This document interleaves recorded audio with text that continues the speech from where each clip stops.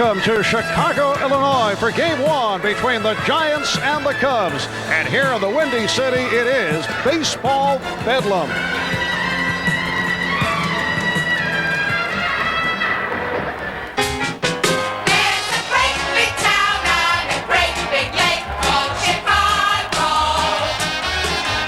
Destiny, it says it all. The Cubs are going to win in '89. Go Cubs, number one. When the sun goes down, it is wide awake. Take your mom and your father to Chicago. Everybody picked us 5th and 6th, and we did it. We did. No one thought we could, and we did. That's all that matters. Chicago, we did it.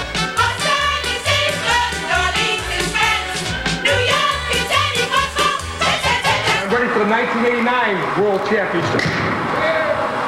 Last time I saw the Cubs play in a World Series, my father had taken me here in 1945. I remember paying $2 for a grandstand ticket. The Cubs have to play the A's in the World Series because I definitely want to hear Harry Carey say Canseco.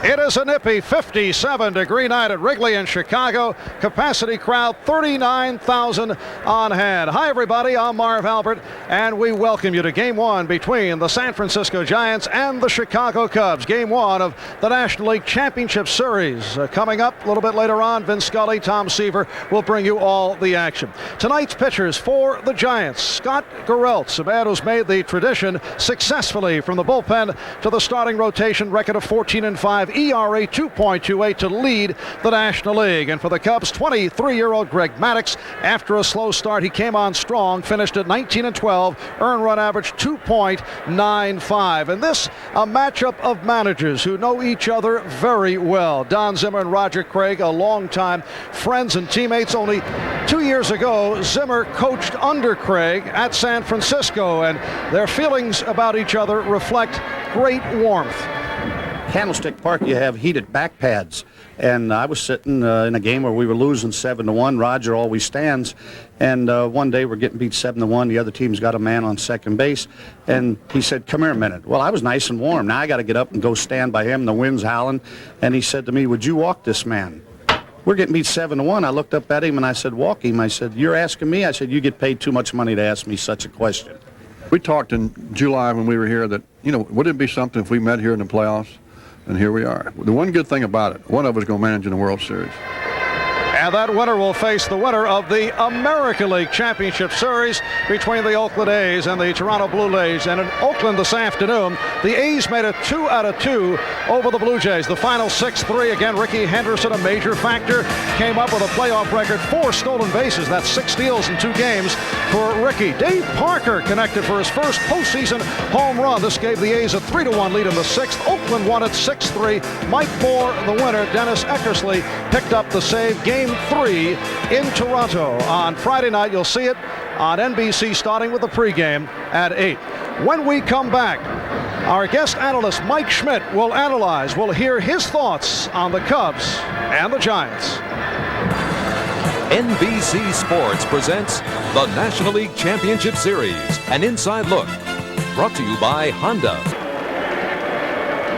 Welcome back to Wrigley Field.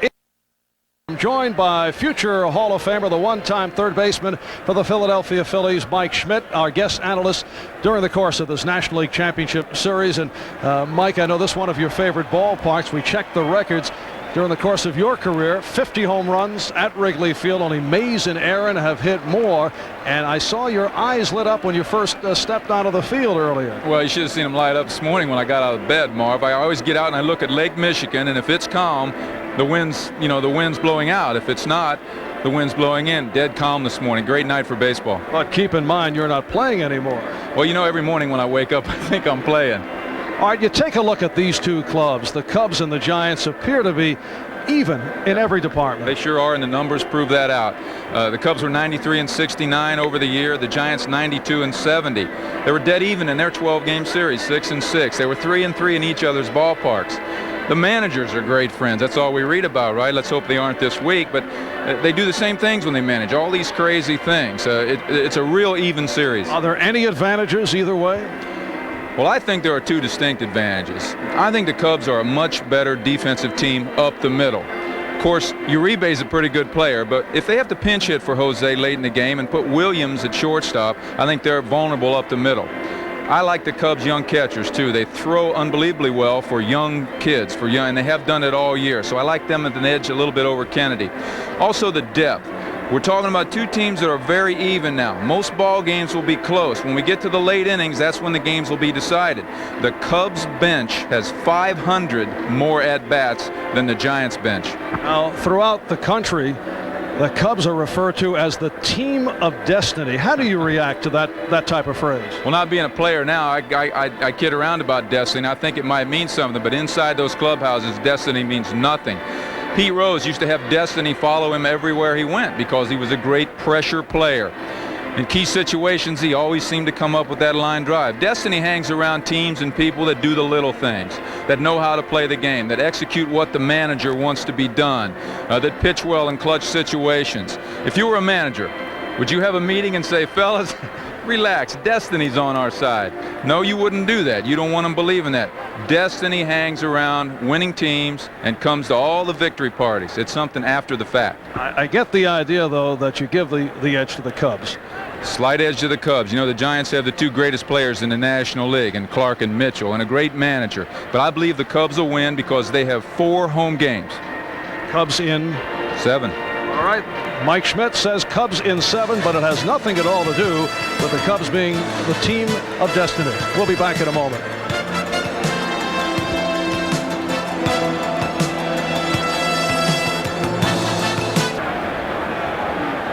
The crowd continues to file in here at Wrigley as we close in on game time. It'll be Scott Gereltz for the Giants, Greg Maddux for the Cubs in game 1. Back with the introduction of the starting lineups after this from NBC News. Welcome back to Wrigley in Chicago. We're set for the rundown of the starting lineups. Let's go to the public address voice of the Chicago Cubs, Wayne Messmer. Ladies and gentlemen, welcome to beautiful Wrigley Field for Game 1 of the 1989 National League Championship Series. At this time, we would like to introduce the starting lineup of the National League Western Division champions, the San Francisco Giants. First, the manager of the Giants, number 38, Roger Craig.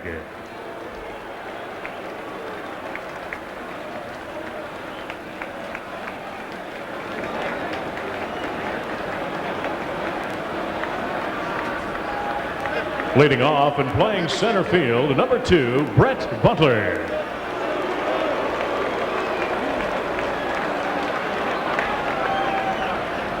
Batting second, the second baseman, number 6, Robbie Thompson.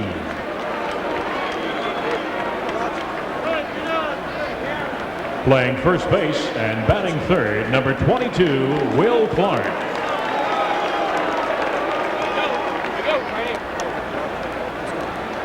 Batting cleanup and playing left field, number 7, Kevin Mitchell.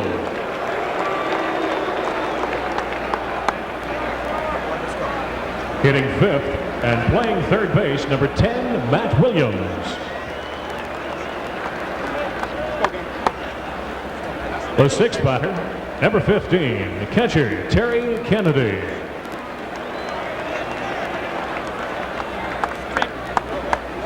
Playing right field, number 25, the seventh batter, Pat Sheridan. Batting eighth and playing shortstop, number 23, Jose Uribe.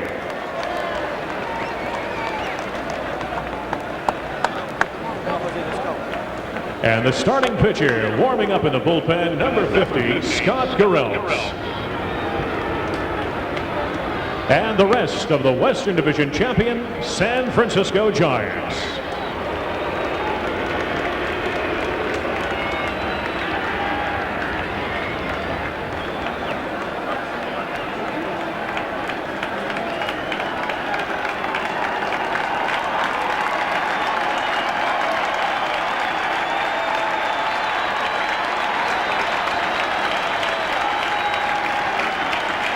And now, here's tonight's starting lineup for your 1989 Eastern Division champion, Chicago Cubs.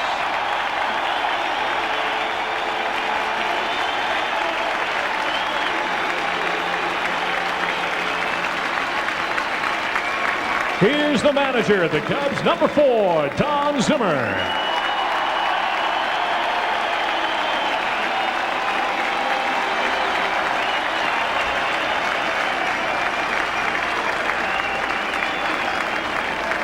Leading off and playing center field, number 20, Jerome Walton.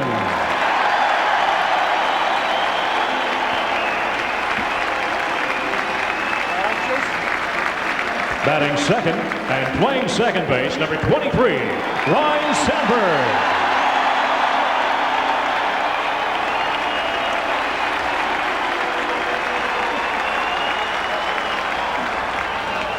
Playing left field and batting third, number 18, Dwight Smith.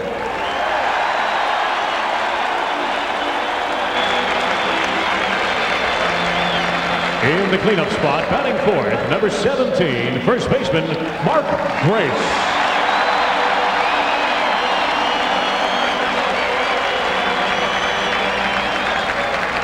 Hitting fifth, the right fielder, number 8, Andre Dawson.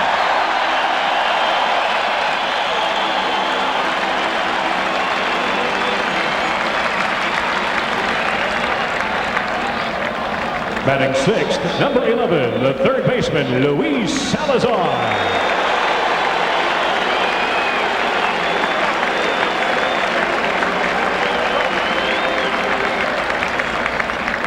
The shortstop hitting seventh, number 12, Sean Dunston.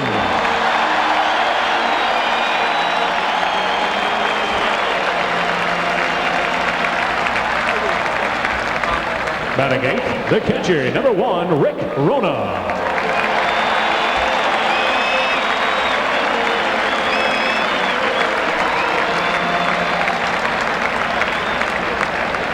And tonight's starting pitcher, warming up in the bullpen, number 31, Greg Maddox.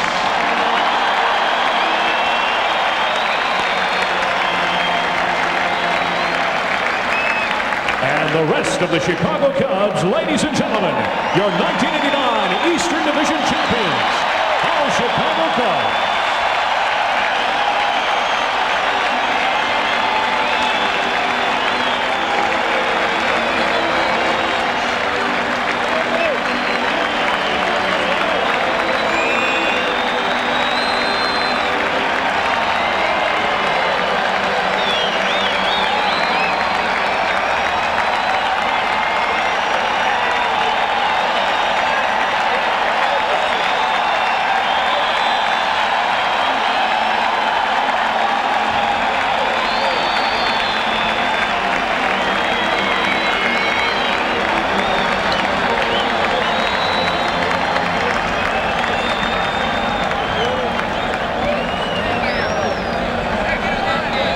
Ladies and gentlemen, at this time, we ask that you please rise for the presentation of the colors presented by the Fort Sheridan Color Guard from Fort Sheridan, Illinois.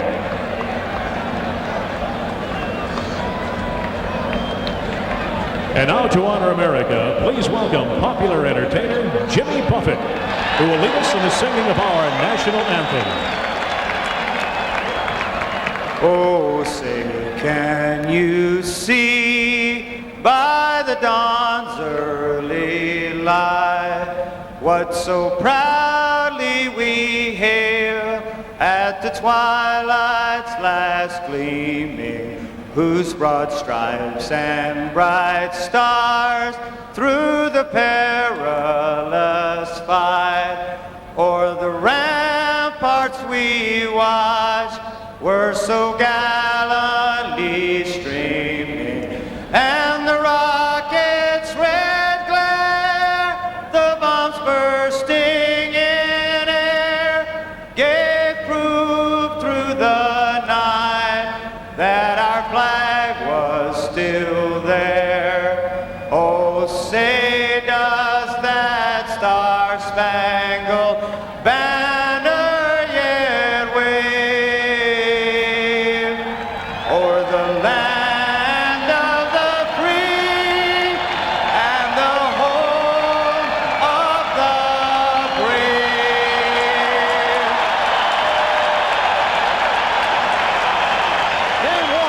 National League Championship Series moments away with Vince Scully and Tom Seaver. I'm Marv Albert. We'll be back after this from your local station. Stands alone on the corner of Clark and Addison, this dowager queen, dressed in basic black and pearls, 75 years old, proud head held high and not a hair out of place, awaiting yet another date with destiny, another time for Mr. Right.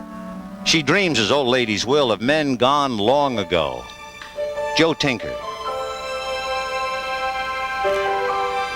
Johnny Evers, Frank Chance, and of those of recent vintage like her man Ernie and the Lion and sweet Billy Williams.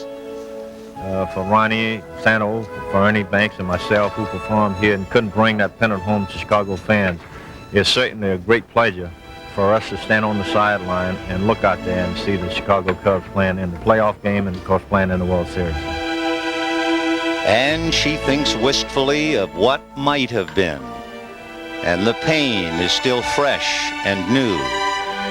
And her eyes fill, her lips tremble, and she shakes her head ever so slightly. And then she sighs, pulls her shawl tightly around her frail shoulders and thinks, this time it will be better.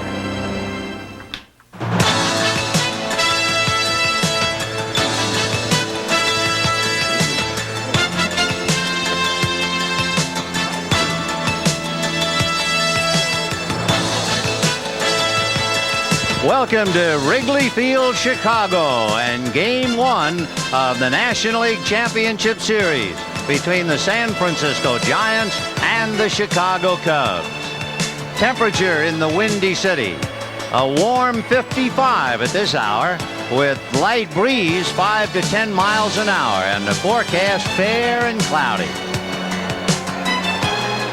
Hi, everybody. I'm Vince Scully along with Tom Seaver. Welcome to Wrigley Field. And we do what everybody does. When you come to the ballpark, we check the flags, and they're not stirring. Everybody checks their flags when they come here, Vince, especially the pitchers. They'll tell you they don't adjust their game according to the way the flags are blowing. That's not the truth. They will check the flags, whether it's blowing in, out, or not blowing at all. It's a factor at Wrigley Field. Well, what does it mean now as far as the Cubs? Is there an advantage to either team? There's definitely an advantage at not blowing in for the Giants with their two big power hitters, Clark and Mitchell. Having the wind not blowing in gives an advantage to the Giant ball club, I believe. What do the Cubs have to do to keep the Giants quiet? You got to keep the first two guys off the base, Butler and Thompson. I think that's the key for Don Zimmer and the Cubs if they want to win. Keep the two guys off the base. Don't give up the 3-run home run. Now, what does Roger Craig and the Giants have to do to keep the Cubs down? You never know what Zim's going to do. He'll hit, run, and do anything. And the big thing I think that the Cubs will do, they will run, and they will definitely run on the Giant catcher, Terry Kennedy. Well, it's going to be wild and woolly, so pull up a chair. They'll be rolling around Wrigley right after this. Game 1 of the National League Championship Series is brought to you by Coors, brewery fresh, pure and natural. It's a true American original. By Mazda Cars and Trucks. Mazda, it just feels right. By United Airlines, rededicated to giving you the service you deserve. Come fly the friendly skies. And by Allstate, for home, auto, and life insurance, you're in good hands with Allstate.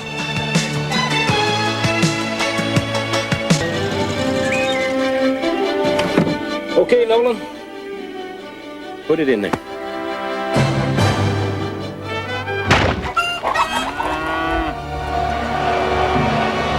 Nolan, are you still throwing outside?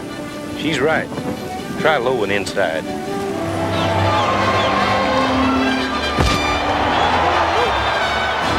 For everyone who has ever dreamed. The preceding message was furnished by Major League Baseball. Wrigley Field alive with enthusiasm and emotion. A jam-packed crowd, many of whom brought signs, placards, banners, you name it. It is hard to realize the Cubs are playing another team, but they are. And for the Giants, they must feel somewhat alone on an island in a sea of hysteria. The lineups go this way for those visiting Giants, a solid ball club that won 92 games during the regular year. Brett Butler leads off in center field. Robbie Thompson at second base and Will Clark at first. Kevin Mitchell in left field. Matt Williams will be at third base. Terry Kennedy behind the plate. Pat Sheridan will be in right field batting seventh. Jose Uribe at shortstop and the pitcher Scott Garrelts. Trying to stop that lineup is young Greg Maddux, 19 and 12, 2-1 against the Giants this year, 5-4 lifetime. A youngster who pitches better at home.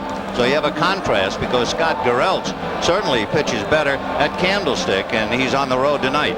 Maddux was 10 and 5 during the regular year here at Wrigley Field. The defense for the Cubs, a good defensive ball club. Dwight Smith in left field, Jerome Walton in center, Andre Dawson, the veteran, in right field.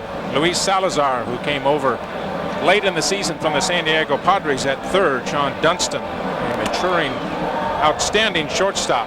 Ryan Sandberg at second base. Mark Grace at first. Rick Rona behind the plate. And Greg Maddux on the mound. Rona and Joe Girardi do the catching for the Cubs, and they throw very well.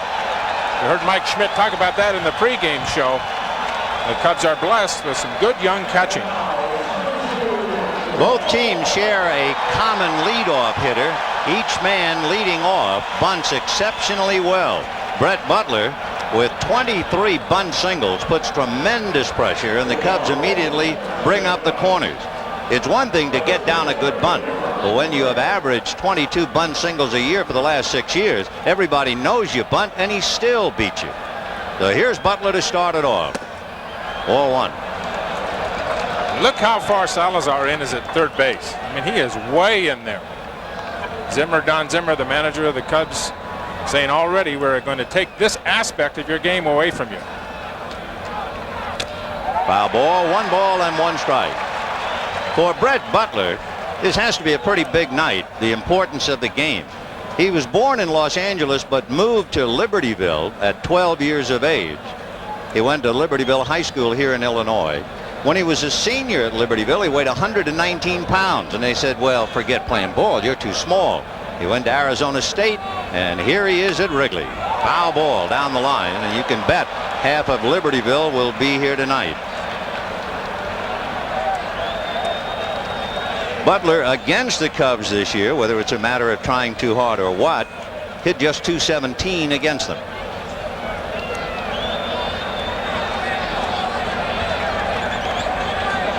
One ball and 2 strikes to count. 2-2. Another thing about Butler as he works against Greg Maddux, and Greg, who doesn't look like it, a power pitcher, and Butler, a fellow who loves to get aboard. He strikes out just a little bit more than he walks. Fisted to the hole and through, base hit. Well, Tommy, you were saying the one thing that the Cubs have to do is keep Butler and Thompson off the bases, and Butler immediately opens up with a hit.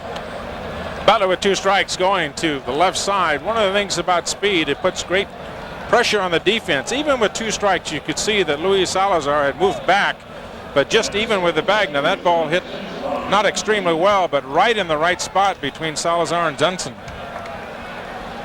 The batter is Robbie Thompson. And there goes Butler. The pitch bunted down to third. Salazar is on it for the out. And on the sacrifice, Butler takes second.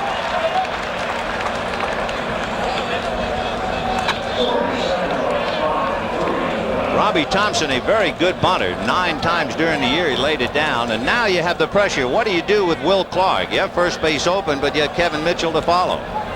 You wonder what Zimmer's going to do. Is he, in fact, swinging left-handed, going to take the bat out of Clark's hand? Maybe you're not going to walk him intentionally, but you're going to pitch around him. You can see the strengths and weaknesses of Will Clark. One of the most beautiful swings in baseball.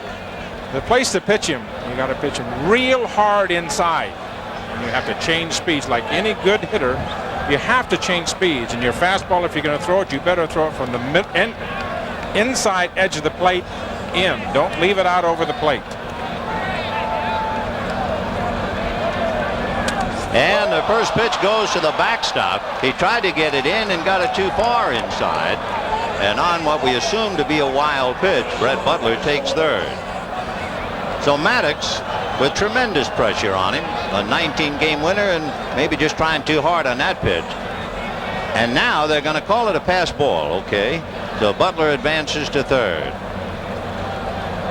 Tough ball, but it gives you an idea of the way that Maddox wants to pitch against Clark. Maddox is not afraid to throw inside. One of the things that Dick Pohl, the pitching coach here with the Cubs, has been trying to do is get his young pitchers to pitch inside, and Maddox will do it. Good save that time by Rona on a pitch in the dirt. Clark has changed considerably as a hitter. You know, the Giants made Clark the second player taken in the draft of '85, the year they lost a club record 100 games. 2 years later, as a regular, he helped the Giants finish first. This year, he hit .333, but sacrificed a little power. Having hit 35 and 29 the first 2 years, he hit 23 this year. And he slices one in the gap, and Walden can't get it. It's backed up by Smith. Clark into second base with the double. So the Giants do what they want to do. They get the drop. And they lead 1-0 as Clark, a fly ball double up the alley. And Butler brings home the run. Roger Craig showed you the kind of baseball that he wants to play. Put the pressure on the Cubs. He wants to get on the board first. That evident with a sacrifice by Thompson. And then here with a man on third base, less than 2 outs. Will Clark of the beautiful swing, and what a gorgeous swing he does have. Right between Smith and Walton in the outfield. Both those outfielders with decent speed. Kevin Mitchell at the plate. Interestingly enough, the only parks in which Kevin didn't homer this year were the Astrodome and Wrigley Field. So as he looks down the friendly confines, the Giants have one in, Clark at second with 1 out, and Matt Williams on deck. Good fastball. That's the first time Maddox really did not seem to be fighting himself or trying to do too much. Nothing fancy from Greg Maddox. Fastball, change up, and a curveball. Here the fastball right by Kevin Mitchell. He is not afraid to challenge any hitter. You talk to people around with the Chicago Cubs. The one word you hear about Greg Maddox, he has a great heart, great intestinal fortitude. Fastball is banged to center, but Clark was going back to second, thinking maybe Sandberg would make a play. So Will can move over to third and hold there. So Maddox in the first inning has given up 2 singles and a double. The Giants leading 1-0, and Matt Williams will be the batter. Here you see Clark at second base. Good base running. All young players should be taught to go back toward the base on a line drive so you don't get doubled up. Now remember, Clark, an injury late in the season when he slid into Mike Sochi. He has a bruise on his leg. He did not run extremely well in the double. He has had some problems with his shin. You can't keep him out of the lineup, of course. Certainly not bad enough to have him sit on the bench. Matt Williams with great power. Of his last 59 hits this year, 37 of them were for extra bases and 18 home runs. Tremendously strong. So first and third, 1 out, 1-0 in favor of the Giants. In there. By the way, Doug Harvey is the plate umpire. Bruce Fremming, Terry Tata, and Jim Quick working the bases. Charlie Williams down the left field line, and Randy Marsh down in the right field line.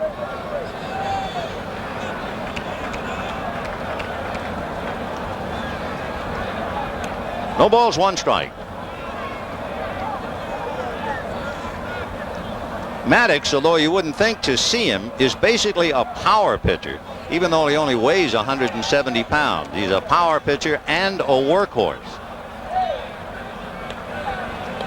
He has also, in the last 2 years, become one of the finest pitchers in the major leagues. Breaking ball hit down the right field line, base hit. Dawson can't cut it off. Let's see what they do with Mitchell. Bill Fahey is waving Mitchell in. Sandberg's throw to the plate, not in time. So Matt Williams doubles in 2, and it is 3-0 in favor of the Giants. So Williams went with the breaking ball to show you his advancement as a hitter. And Don Zimmer heading to the mound to talk to Maddox. So in the inning, 2 singles, 2 doubles. And the Giants, who have scored a lot of runs in the first inning throughout the year, have jumped out 3-0. In fact, the Giants have scored 100 runs in the first inning of their games this year. Another thing these teams have in common, and you see the Giants out in front, they have both won games where they figured to lose. You know, the Cubs trailed Houston in August 9-0 and came back to win 10-9. And the Giants trailed Cincinnati 8-0 and won 9-8. Here's that shot of the breaking ball down the right field line and Dawson's inability to cut it off. So now it's 3-0 and Terry Kennedy at the plate trying to pick up Matt Williams. Ball one. Pressure, nerves, they apply to a young pitcher in his first LCS game. You talk about Maddox, he's only 23 years old, and a lot of people around here yesterday said he looked very nervous. You'll feel it in butterflies, you'll feel it just being overall uncomfortable. I watched him from afar warming up in the Cub bullpen, and a couple of times through the glasses he'd make a pitch and I'd watch him and he would shake his head. He wasn't very happy, was he? No, he was not happy with himself at all warming up.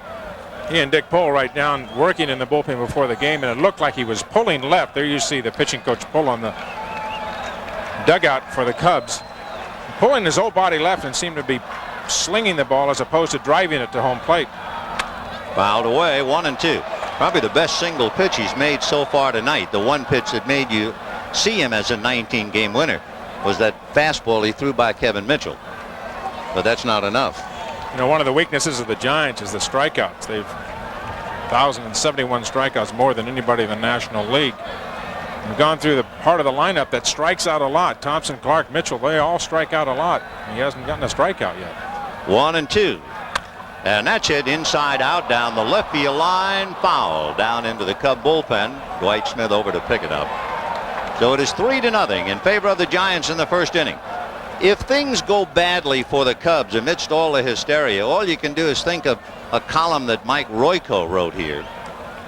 He said the Chicago Cubs, like life itself, are a losing cause. That's why we have cemeteries and Wrigley Field.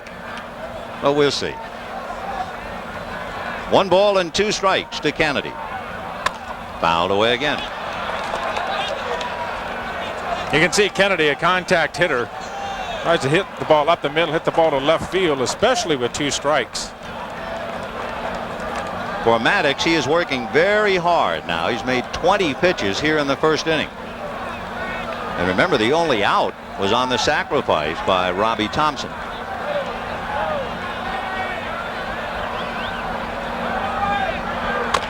Chopper to the right of the mound. Maddox can't get it. Sandberg is there to make the play. And over to third goes Matt Williams, and that's the second out.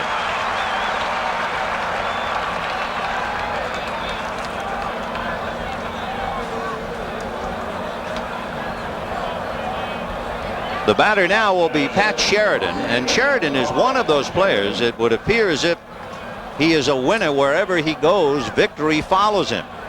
In his 7-year career, he's played on 4 first-place teams: the 84 and 85 Royals, the 87 Tigers, and now the 89 Giants. That's a strike. He's not a power hitter, but you may remember he pinch hit the game-tying home run in the 9th inning of Game 2 in Toronto in the 85 playoffs. He hit the game-winning home run in the 8th inning in Game 3 of the 87 playoffs. And hits a looper into shallow left, and Dunston picks it off. But Greg Maddux, somewhat disillusioned, gives up 3 runs, 4 hits. And at the end of half an inning, Giants 3, Cubs coming up. The Giants come out of the starting gate with 3, and here's the way the Cubs try to answer back. Jerome Walden, Ryan Sandberg, and Dwight Smith, followed by Mark Grace, Andre Dawson, and Luis Salazar, Sean Dunston, Rick Rona, and Greg Maddux. And trying to slow down Chicago, Scott Garrelts, a 14-game winner and the #1 pitcher in the National League in earned run average, although he has struggled on the road this year compared to how successful he is at Candlestick. Hard hopper to Matt Williams, who was looking bunt and takes care of Walton. 1 pitch, 1 away. Nice play by Williams. Matt Williams way in up on the baseline the same way that the Cubs were defending against Brett Butler, and a 1-up shot right at him. One of the problems that the Giants had was that number 5 spot in their lineup, and Matt Williams has fitted it very well. There's a good defensive third base. Both managers saying, listen, we're going to take away the bunt from you and make you hit the ball by our third baseman. Here's Ryne Sandberg. Of his career-high 30 home runs, 18 of them came in a burst in the second half. In 40-some-odd games, that's where he went wild with the home run. That's when the Cubs took over first place for good and established themselves as the team to beat. 2-0 the count. Sandberg did not commit an error in his last 90 games. 9 of his home runs this year came in the first inning. 2 balls and no strikes. On the inside corner. Gurelt's fastball, hard slider, and a very, very good splitter, a split finger, which he uses somewhat like a change. And he throws strikes. He was basically a relief pitcher converted to a starter because he was ineffective, and his control is magnificent. From last year to this, he walked the same number of batters, but he worked almost 100 innings more this year. So his control has improved dramatically. Chopper inside third and down the line, and that'll wake him up here at Wrigley. And Sandberg into second with a stand-up double.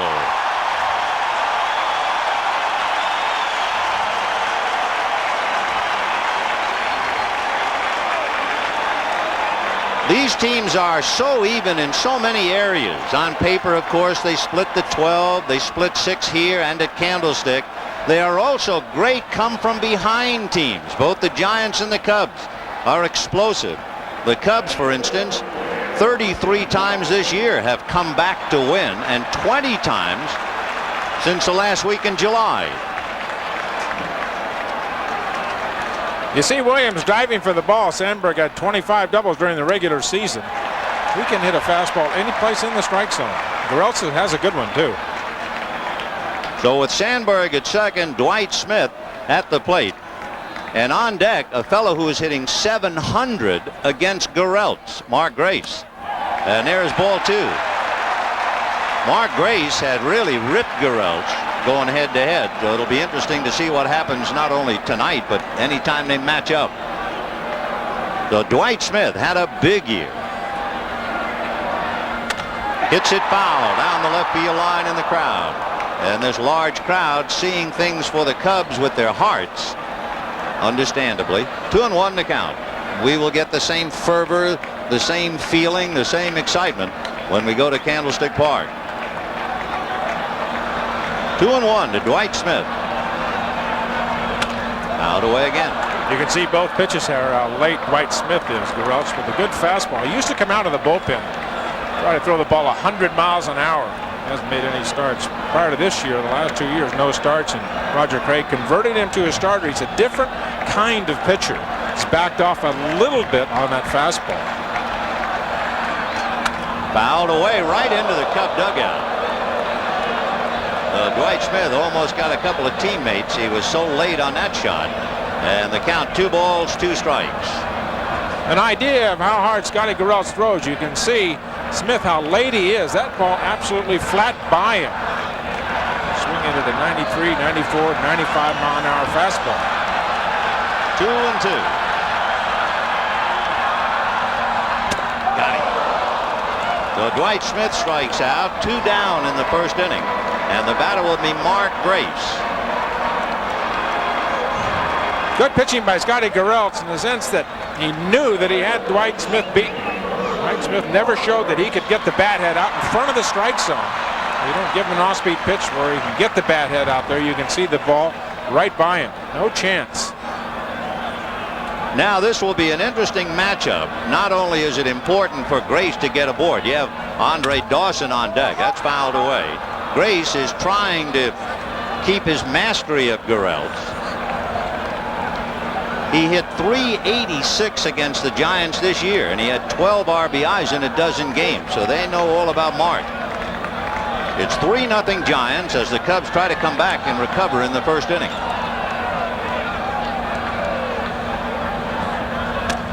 Foul back, so immediately he's out in front. 0-2 on Grace. You get a picture of how the Giants will play Mark Grace. Brett Butler way over in left center. You see the big gap in right center. And Butler, even now with 2 strikes, knowing that Grace will, there's Wendell Kim on the phone to the press box, the eye in the sky. Even with an 0-2 count, Grace will go to left field even more, and Butler will move over 1 or 2 more steps.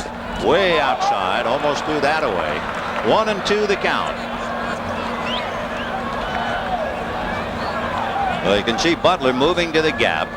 Mitchell going closer to the line. And Grace trying to defend the plate. 1 ball and 2 strikes. 2 down. Sandberg at second. 3-0 Giants. First inning. And that's a splitter that missed. 2-2 the count. Boy, that took some discipline to take that pitch. I don't think he even wanted to throw it in the strike zone. When you look at the defensive alignment, I mean, there are acres down that right field line. You think Mark Grace can forget about looking for a pitch inside? Look how much room is down the right field line. He can just flat look away. Foul back. They're going to pitch him away, play him away. Deuce is wild on Mark Grace here in the first inning. 2 balls, 2 strikes, 2 out, and a runner at second. That's all the vast area in the unoccupied right field. Randy Marsh all alone on the line. And that's hit down the left field line. Foul. The Grace continues to go. The old baseball story, take what they give you. Going to pitch him away. He's not going to try to pull, and the count stays 2-2.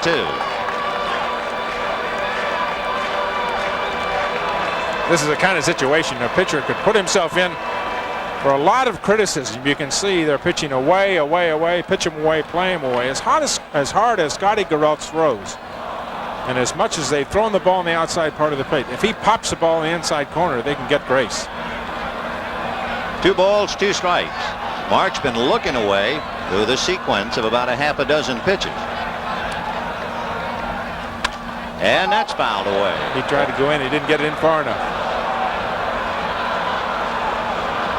You wonder if you are Terry Kennedy, or especially Terry Kennedy, if you are watching Mark Grace as to see whether he's cheating in the box. Is he beginning to adjust? Is he trying to move up on the plate or in on the plate? He knows that they're going outside. He knows they're going to pitch him outside. 2-2 to Mark Grace.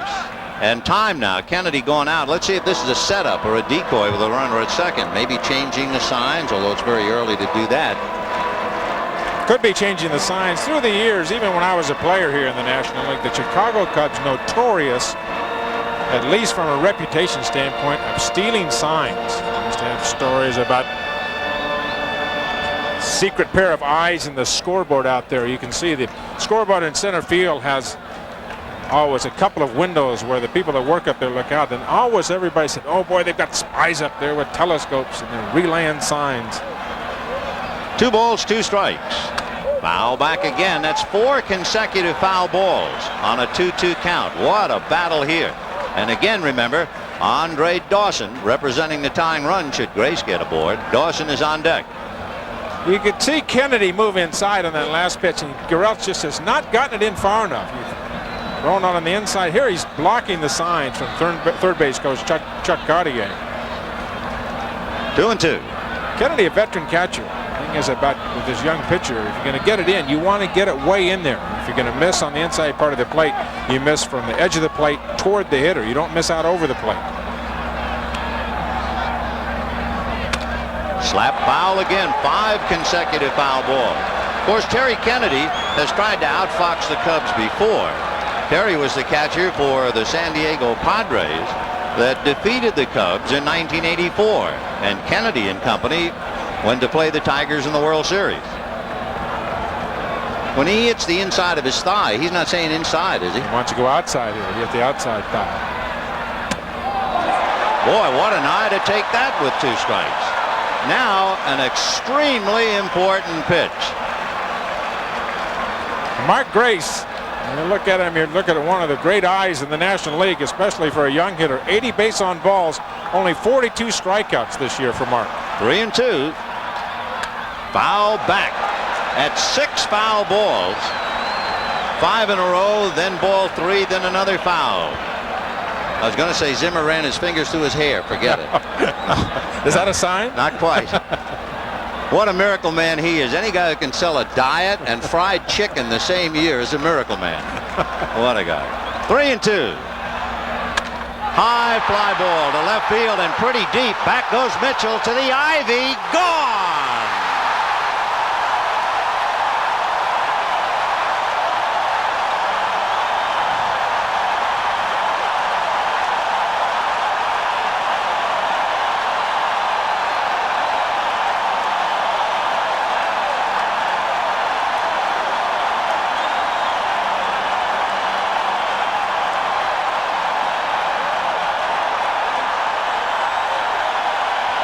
Boy, he is amazing, and the Giants will agree.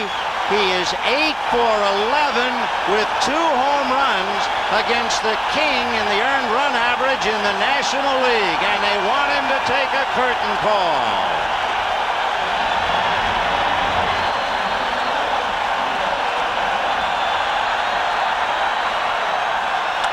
Hit off the end of the stick slowly to the right side to Robbie Thompson for the 3rd out. But the Cubs have gotten what they needed and needed desperately. And they're back in the ball game on that home run by Mark Grace at the end of a wild inning. Giants 3, Cubs 2, and the overture has sounded. A remarkable young man who just had a remarkable at-bat in the first time up in the league championship series, and it wound up an explosive at-bat as it got the Cubs back in the game and lifted them to within 1. It took 12 pitches before he hit it out, and he joined some rather illustrious company. So it is 3-2 in favor of the Giants, and it'll be Jose Uribe, Scott Garrelts, and Brett Butler in the 2nd. Right. This is probably the only ballpark in the National League that ball would have been out of. The Giants saying to Mark Grace, here, we're going to pitch away, play you away. You have to prove to us that you can hit the ball out of here. 0-1. Interestingly enough, although you don't realize it, you think of the friendly confines of Wrigley Field and how small it is, but the power alleys are shorter in Candlestick Park than they are here in Wrigley Field. Ground ball to first, and there's Mr. Grace.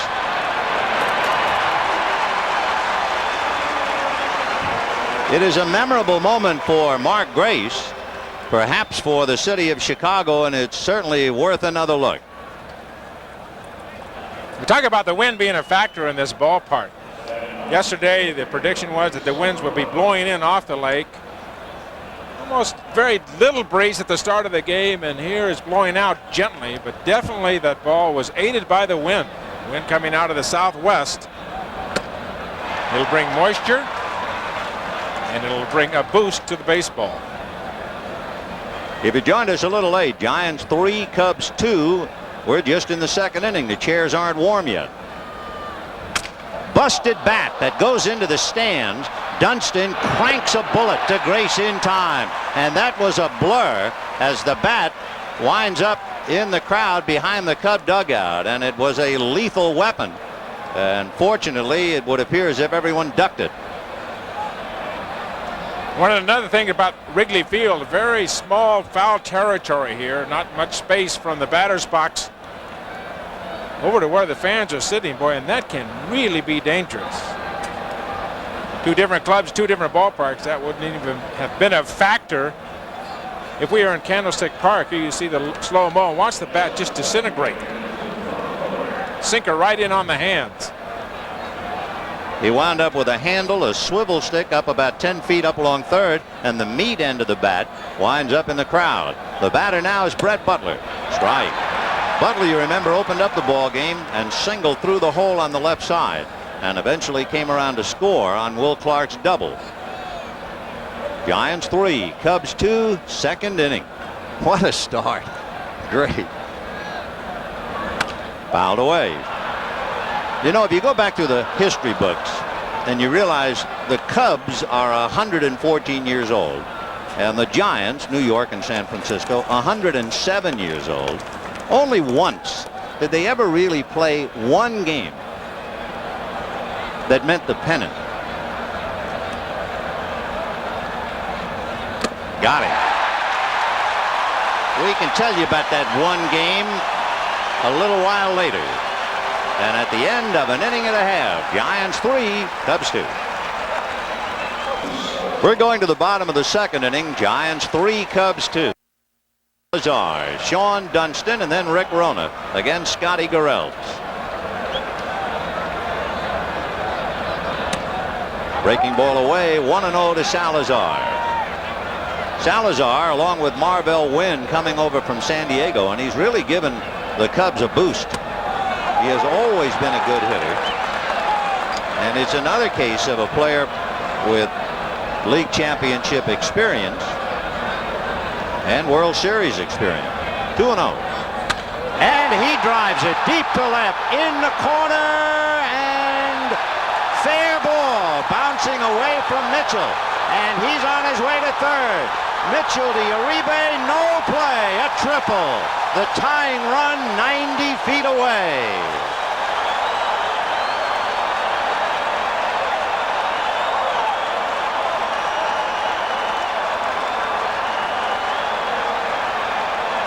You really have to hesitate on a ball hit down in the corner because you run out of fair ground in a hurry.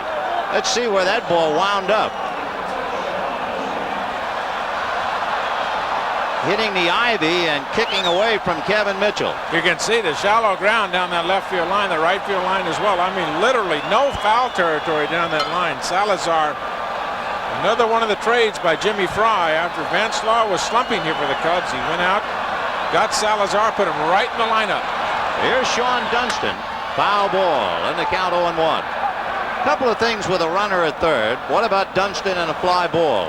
He's had 4 sacrifice flies. Is there any pressure on Scotty Garrelts? Well, he has 7 wild pitches. 0-1 the count with the tying run at third and nobody out. Dunston, Rona, and Maddox trying to get Salazar home. On the inside corner.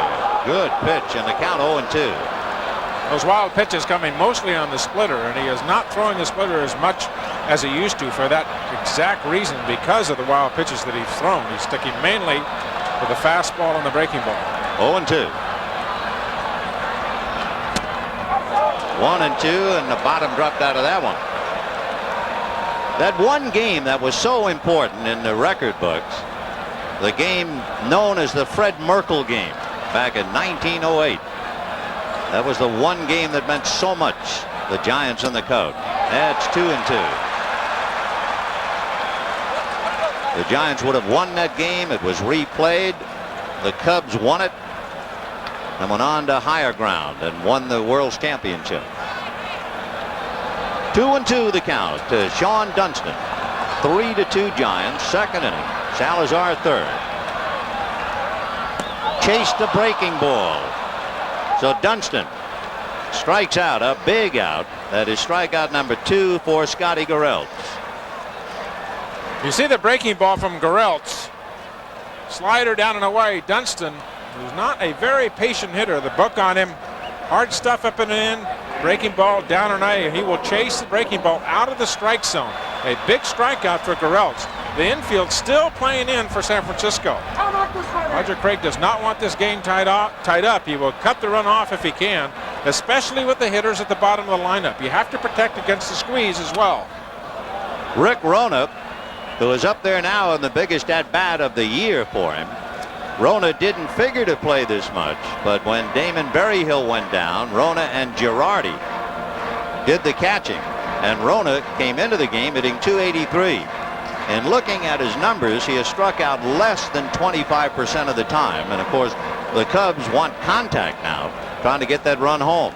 Now, whether in checking his bunting, he has not sacrificed this year. If you're thinking about a possible squeeze play, and with Zimmer, you had better think about everything. Garrelts off the rubber. And now Kennedy, who will look over at Roger Craig on every pitch. And you could expect a pitch out at any time, and now we are really getting into the card deal. 0-1.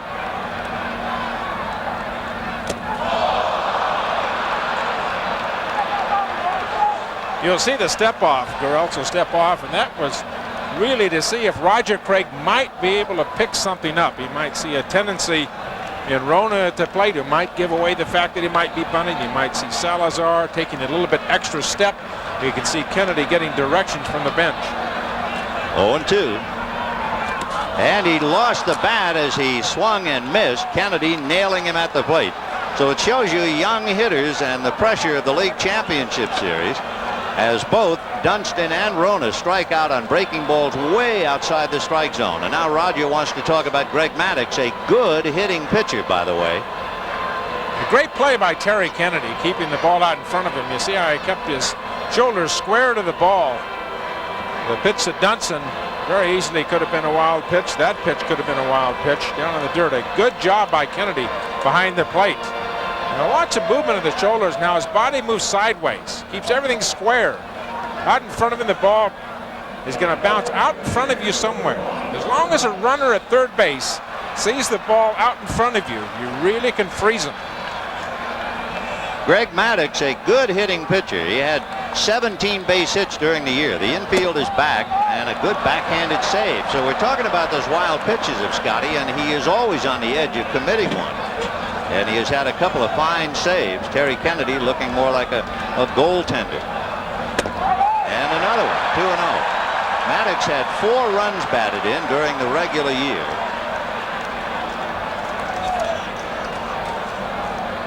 And he strikes out about 25% of the time for a pitcher. That makes him very dangerous. And a little pop fly back of first. Thompson has the play. Robbie puts it away, and so the tying run is left at third. And Garrelts does his job. We'll be back after these messages from your local station.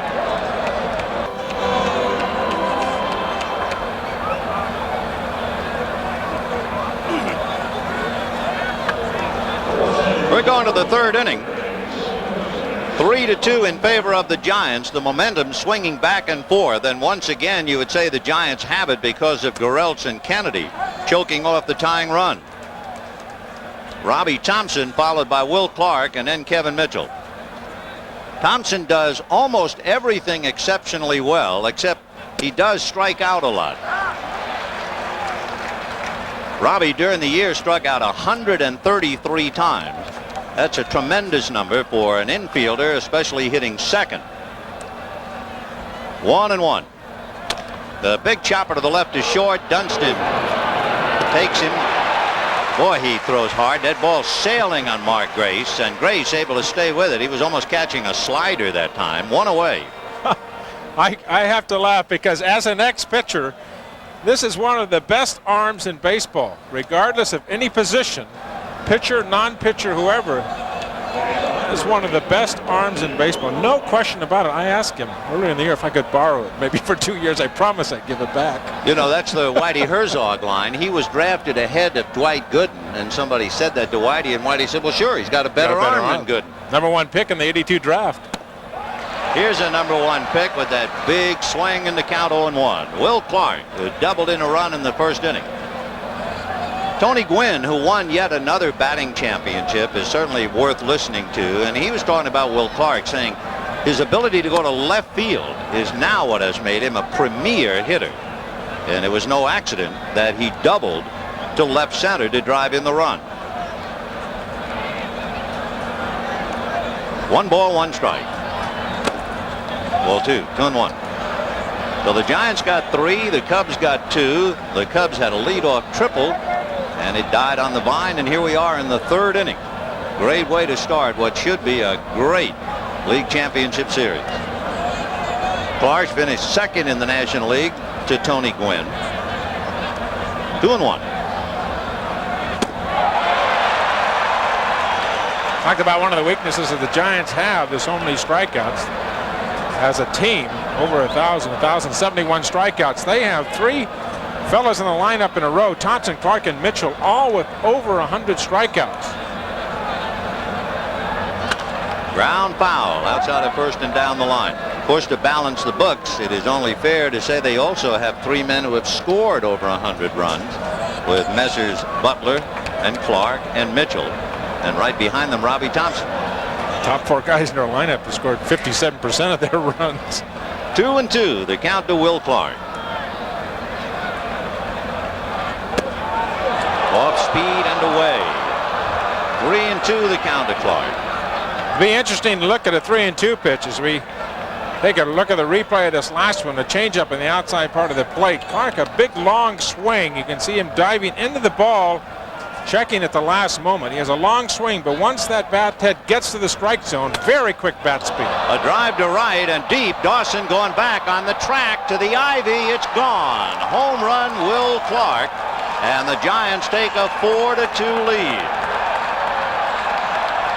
Now let's see, are they going to throw it back or are they going to keep it? You know, that's been a tradition here. It's what? It would appear as if it's going to stay in the bleachers. No, it's been thrown out.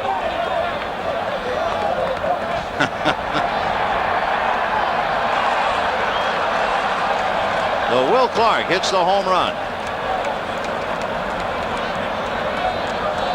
They're funny here. I've seen balls hit out into the street by opposing players, and they'll pick them up out in the street, throw them into somebody in the bleachers who will then throw it back on the field. Clark hit a 3-2 pitch for a home run. Grace hit a 3-2 pitch for a home run. Kevin Mitchell singled in the first inning. Fisted foul off to the right, out of play. Talked about Clark's classic swing. Watch the bat head speed as it gets to the hitting zone. Maybe long, maybe a long time to get there, but once he accelerates that bat into the hitting zone, as good as bat speed as anybody in baseball. And he does not like to hit in this ballpark either. No, he had only one home run of his 98 in his career. Only one here at Wrigley. Now he hits a big one tonight. 1-1 to Kevin Mitchell. Hit foul up along first, off to the right, in the count 1-2.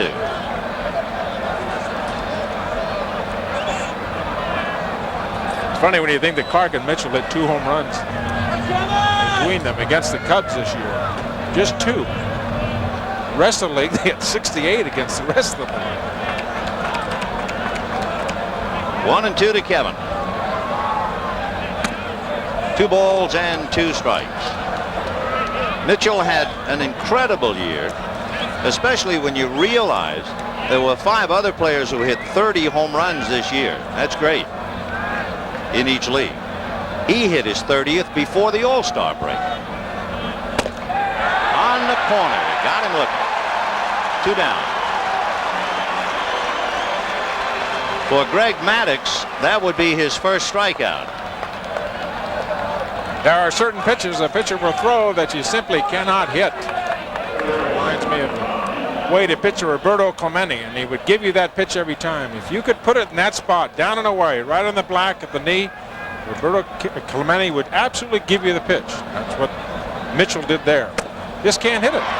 0-1 to Matt Williams. What was amazing, it looked like the ball came back, too. I don't know how a right-hander throws it away and then it drifts back in. Remember after the first inning we saw Dick Pohl talking to Maddux in there?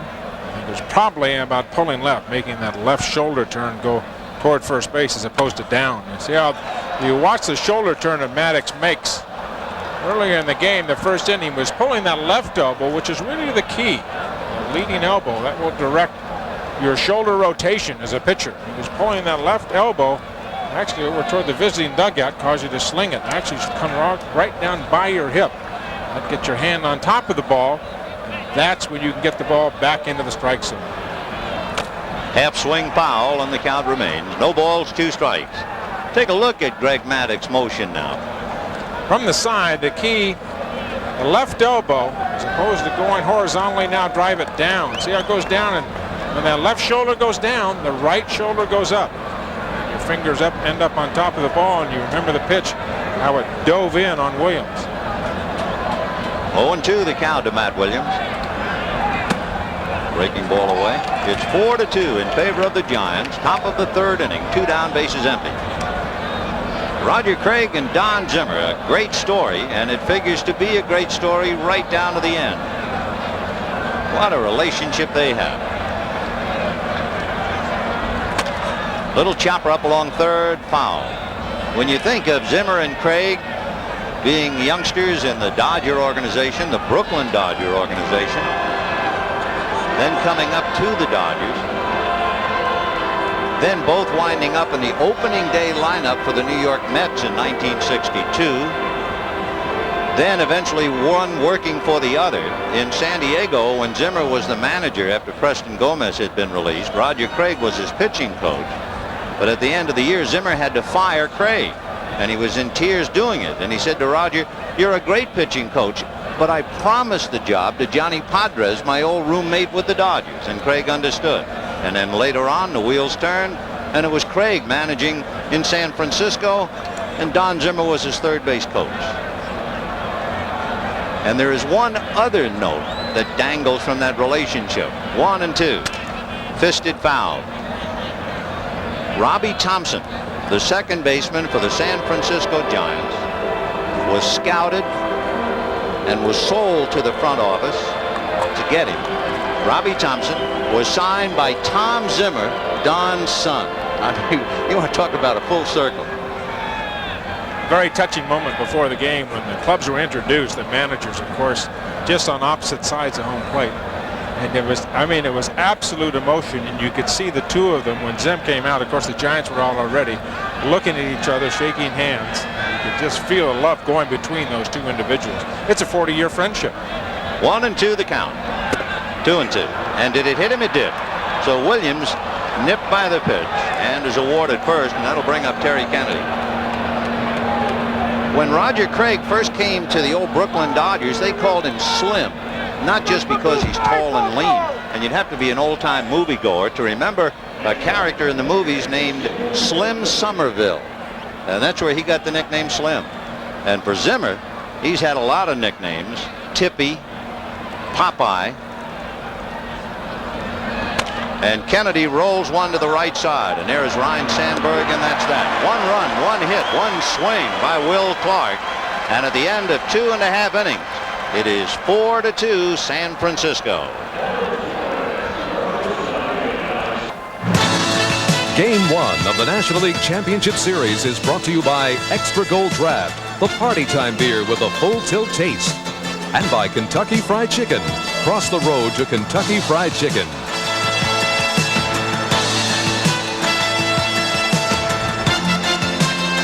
The Goodyear Blimp Enterprise flying above Wrigley. Captain Dick Esch of Barrington, Illinois, appropriately enough, at the wheel. And Jerome Walden takes ball 1.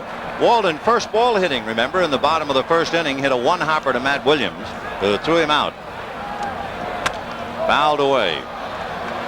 When Walden went to junior college, he went to a school that is certainly aptly named the way he has played. He went to a little junior college in Alabama, Enterprise State. And they were playing a team in Louisiana, a twilight night doubleheader, and all the scouts came early. But the doubleheader went on, and the scouts kept leaving, and one scout stayed till the end, and then gave him a tryout at about 1:30 in the morning. And he liked him, and he's now with the Cubs, and maybe the Rookie of the Year. 1 down. One of the real finds for Don Zimmer early in the season in starting outfield. They were all hurt and go into their minor league system and find some outfielders. Jerome Walton and Dwight Smith came up. One out of AAA, one out of AA. 2 minor leaguers and came in. One of them hit .293 all year. The other one .324. Probably finished 1-2 in the Rookie of the Year award. 2 great finds by Jimmy Fry and Don Zimmer. Here's Ryne Sandberg, who came to the Cubs in a deal with the Phillies, and what a great deal that was for Chicago. Sandberg hit a very solid .290 along with his 30 home runs and lifted the Cubs' spirits in the first inning. They were down when the Giants jumped out with 3. Sandberg, as he has done so many times, led them back with a double, and then Mark Grace hit the home run. The one problem, if it is a problem, when you hit in the number 2 slot and you hit a lot of home runs, everyone is examining your home runs. And they say, well, yeah, he hit 30 home runs, but 22 of them with the bases empty. But that can happen when you're hitting second. There's a long fly ball into left center. It is gone.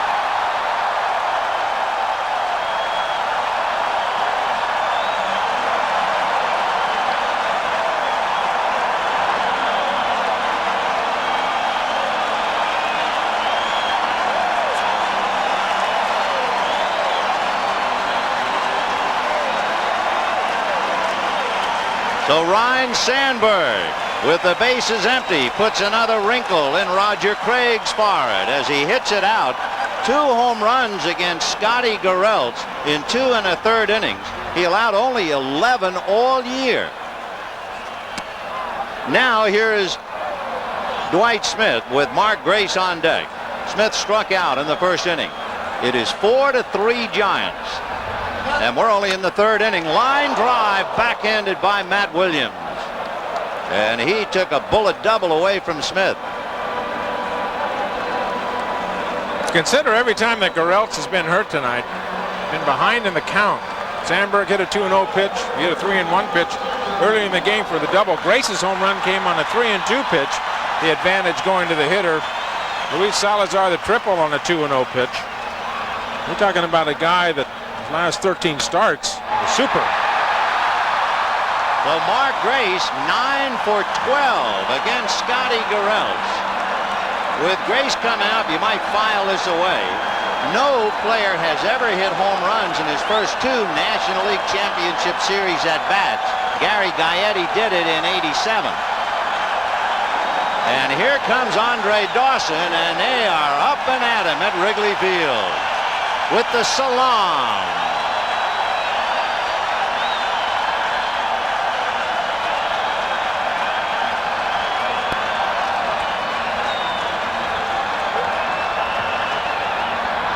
Andre, very much of a poker-faced player, but on his birthday, the good folks in the right field bleachers made him a cake, and he went out to his position, and they gave him the salam, and he shocked them. He salamed them back. And the chant, Andre, Andre, 2-0 the count. What an opening act. 4-3 Giants, bottom of the 3rd. Breaking ball in there. 2-1. Dawson finished up the year hitting safely in 9 of his last 10. And there goes Jeff Brantley down to the Giant bullpen. And there goes the runner Grace. The pitch inside Kennedy's throw. He's stolen it.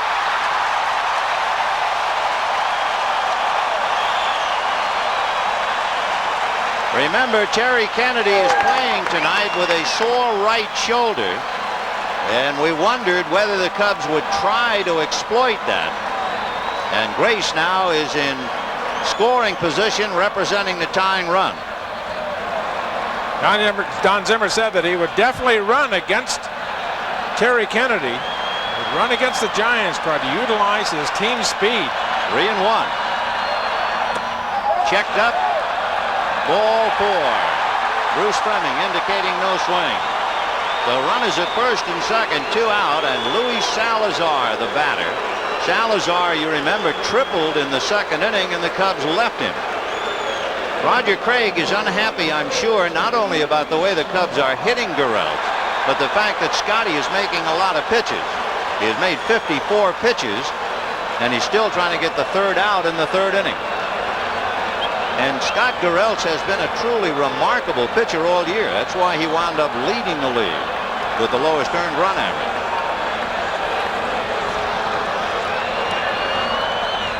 Ball 1.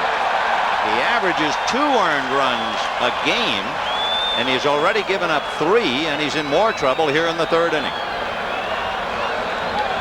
Coming into this game, Scotty finished up the year losing his last 2, but one of those 2 was a magnificent effort. He lost 1-0. Little pop fly to Jose Uribe, and that takes care of Salazar and the Cubs. But the Cubs bounce back as Prince Valiant, Ryne Sandberg, gets him off the floor a 2nd time, and his home run gets him close. It's 4-3 Giants.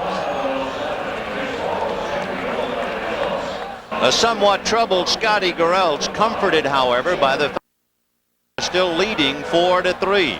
And in the 4th inning, Pat Sheridan, Jose Uribe, and then Garrelts. Breaking ball strike. 0-1 to Sheridan, who popped a short in the 1st inning.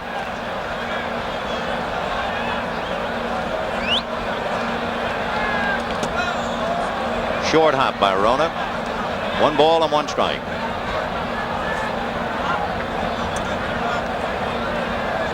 We mentioned that Gerelts came in having lost his last 2 starts. Maddox finished up the year winning his last 2.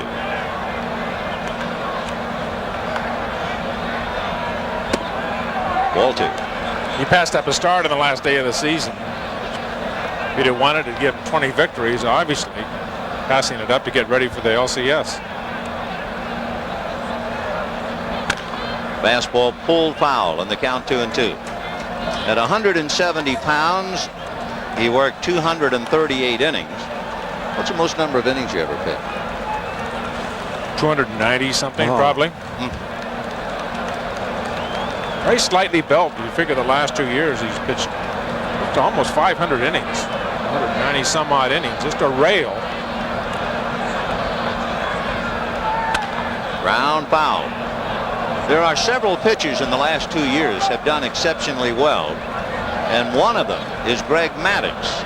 Now, some of the others have gotten considerable print. With his 37 victories in 2 years, we'll show you the distinguished company. Dave Stewart, Oral Hershiser, Brett Saberhagen, and Frank Viola. As Pearl Bailey would say, that ain't no bad crowd to hang around with. 2-2. Fouled away. Giants 4, Cubs 3. Greg Maddux and Scotty Gerelt still in there. Don Zimmer talking about Greg Maddux said he reminds him of Don Drysdale in his approach. He is so aggressive, he's so self-confident that he will pitch inside. Great heart, a great competitor. George Zim coming out of the Dodger organization. That is quite a compliment because Drysdale was quite a pitcher. Line drive, base hit to center by Pat Sheridan. You know, you could put an asterisk and a footnote to that. Oddly enough, when Don Zimmer came to the Chicago Cubs, he hit his first home run as a Cub in Los Angeles against Don Drysdale. And the batter will be Jose Uribe. Drysdale knock him down the next time? Probably. Uribe grounded out in the 2nd inning. Jose in and out of the lineup. First because he just stopped hitting. Then he had some physical problems. But Roger Craig has always felt Jose has been the best shortstop in the league. That would get quite an argument here with Sean Dunston. Some of the talk yesterday around here was that Matt Williams would go to shortstop and Uribe at third, but all year long. You mean Riles? Riles at third base, excuse me, and Uribe out of the lineup, but all year long, Roger Craig has talked about his defense up the middle. Uribe, Butler in center field, and Thompson at second. He has been nothing but throwing accolades on his defense up the middle, and he really does feel Uribe ranks with the best in the National League, right along with Dunston and Ozzie Smith. 1 ball and no strikes the count. On deck, Scotty Gerelt. Paul Ossenmacher, the left-hander, begins to throw in the Cub bullpen. There goes the runner. Hit and run ground ball into right field. Base hit. So Sheridan sees Dawson is deep and keeps on going to third. So a perfectly executed hit and run single to right by Jose Uribe, and the Giants are in business. Roger Craig putting on the hit and run. Both managers will do anything at any time. Both of them very aggressive. Neither one of them afraid to make a mistake. Here putting the runner in motion, keeping the ball club out of a double play. Pitcher up next, but certainly going to be in order in this situation.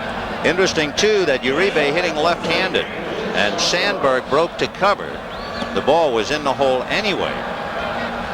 But the Cubs thinking Uribe could not pull Maddux, but pull him he did. Now let's see if Gerelt tries to get the bunt down. 1 ball and no strike. Gerelt had 9 hits this year, a couple of RBIs, and sacrificed only twice. Bill Fahey wigwagging a sign out to him. 1 ball, no strikes. First and third, nobody out in the 4th. Giants 4, Cubs 3. Gerelt looked like he was going to try a butcher boy on the last pitch. We'll see if he keeps it up. 2-0. if somebody's going to say, what do you mean Butcher Boy? Those of us who remember Casey Stengel remember, but Butcher Boy, where you would, in a bunt situation, turn around as if you were going to bunt the ball and then swing away, put the ball into play. You see Bill Fay again giving the signs to Garrelts, who walk over and give a verbal sign to Sheridan. 2-0. Luis Salazar moving a little bit with Sheridan. Full swing with the runner going, no one covering. Uribe with the infield back. And neither Sandberg nor Dunston on the move to handle a throw. So Uribe steals second. So the Cubs had Mark Grace steal on Kennedy. And now the Giants return the favor, and that really put some heat on the Cub infield. They have to play up. Second and third, nobody out. The outfield is now very shallow, and Maddox is trying to strike out Scotty Garrelts. 2-2. Maddox is on thin ice right now with Assenmacher in the pen and Butler due up next. The shortest outing for Maddox all year was the end of July. He couldn't get out of the fourth inning in Los Angeles. 2 balls, 2 strikes. Got him. Well, that could be a big out. It could be an escape hatch out of the jam. We'll see.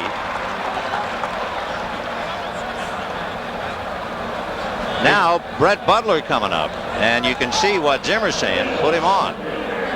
A big out for Maddox. You're talking about one of the quality pitchers in the National League. There's a guy that started 1-5 and then won 18 of his last 25 decisions. Zim's not going to let Butler beat you in this situation. He'll set up the double play possibility with Thompson. Not only the double play, but remember Thompson, 133 strikeouts.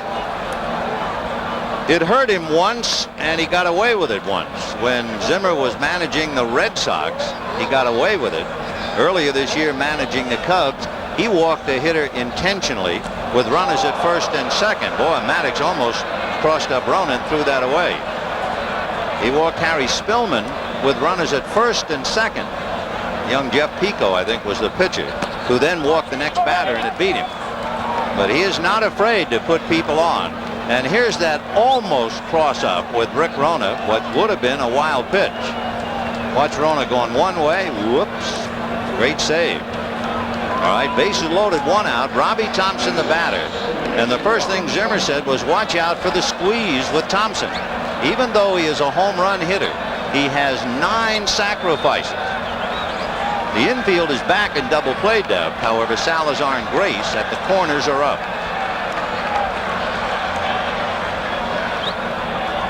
Check swing foul. Off to the right, into the crowd. 0-1.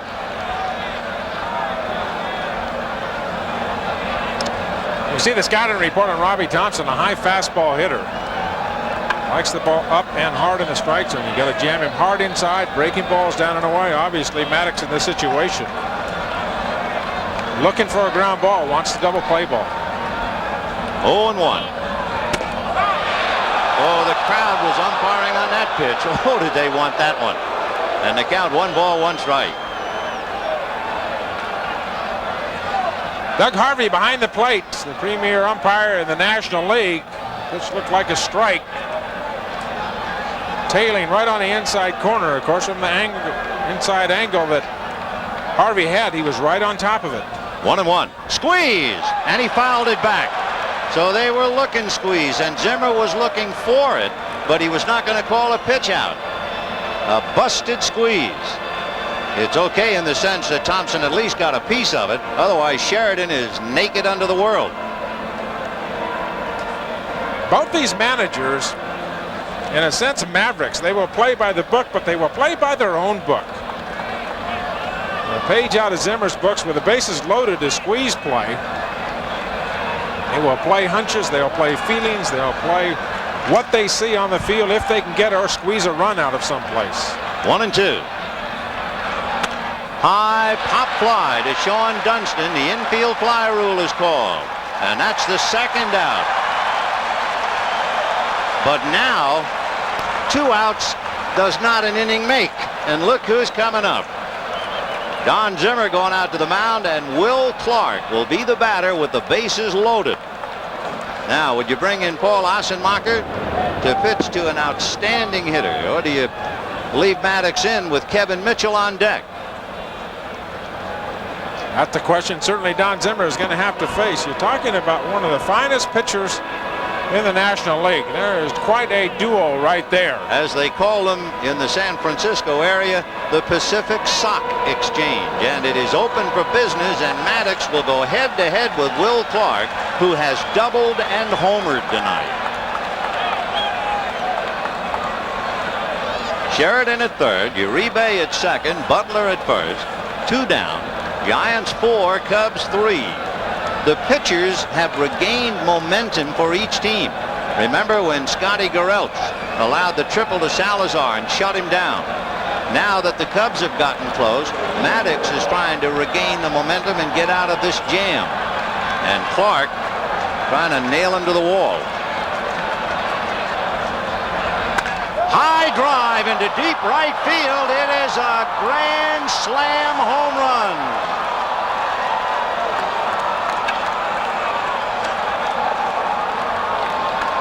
Will Clark, one of the great hitters in the National League, one of the great hitters in baseball, has a double and 2 home runs, one of them a grand slam, and that has broken it wide open. The Giants 8 and the Cubs 3. Boy, does he have intensity. Woo! Doesn't believe that there is anybody in the National League who get him out. You can see Zim motioning to Dick Pohl, get somebody ready. Wants a sinker ball pitcher up in the bullpen. Kevin Mitchell, a fly ball down the right field line, slicing foul. Grace can't get it. He had to take his eye off the ball to see how close he was to the brick wall. High fives all around. That's Rick Russell giving him the bear hug. Those are the Championship Series Grand Slam home runs. Interestingly enough, down there in that Giant dugout is Dusty Baker, who was the last one to do it in the National League. Another foul ball. Boy, a thing of beauty. Look at that fastball right out over the plate. Home fastballs, you got to get it in. Into the plate, in toward him. Left out over the plate. That one all the way out of the ballpark. No balls and 2 strikes. Another note about Will Clark's grand slam. His only previous career grand slam was against another Maddox, Mike Maddox of the Philadelphia Phillies this year. 2-2 the count to Kevin Mitchell. So one of the great hitters in the league is having a magnificent night with a double and 2 home runs, including a slam. And of course it shows you just how good Kevin Mitchell is, that they are forced to pitch to Will Clark. He's been in a great spot all year, hitting in front of Kevin Mitchell. And he has said it publicly. He says, I'm in a great spot, hitting in front of Kevin. Ground ball hard to third. Salazar is with it and takes care of Mitchell. But the Giants have really regained the momentum, and Will Clark is the man who did it. And it is 8-3 San Francisco. Twice tonight, the Cubs have come back to within 1. Find themselves trailing by 5. It'll be Dunston, Rona, and probably a hitter for Maddox. There's ball 1. Sean had a chance to pick up an RBI in the 2nd inning. That's when Luis Salazar opened up with a triple, and the Cubs left him. High fly ball to center. Butler has a play. Looks up into that Chicago night. 1 away. We're talking about Will Clark and what does it mean to have Kevin Mitchell hit behind him. So before the game we asked Will, and he's the one to tell us. Well, what Kevin has done for me hitting behind me is with the intimidated role that he plays, he's given me a lot more pitches to swing at because guys now are coming at me not wanting to get to Kevin with a lot of people on base. So I'm seeing more strikes this year, and it's been fun because I've been able to swing the bat a little bit more. Boy, is he having fun, and there's the reason with Mitchell hitting back of him. Mitchell is 1 for 3, and Clark is out of sight tonight. 3 for 3, a double and 2 home runs, one of them a grand slam. So Will Clark has 6 RBIs. He's been cleaning the plate ahead of Kevin. 8-3 San Francisco. Rick Rona at the plate, and on deck, Marvell Wynn. The Wynn will bat for Greg Maddux.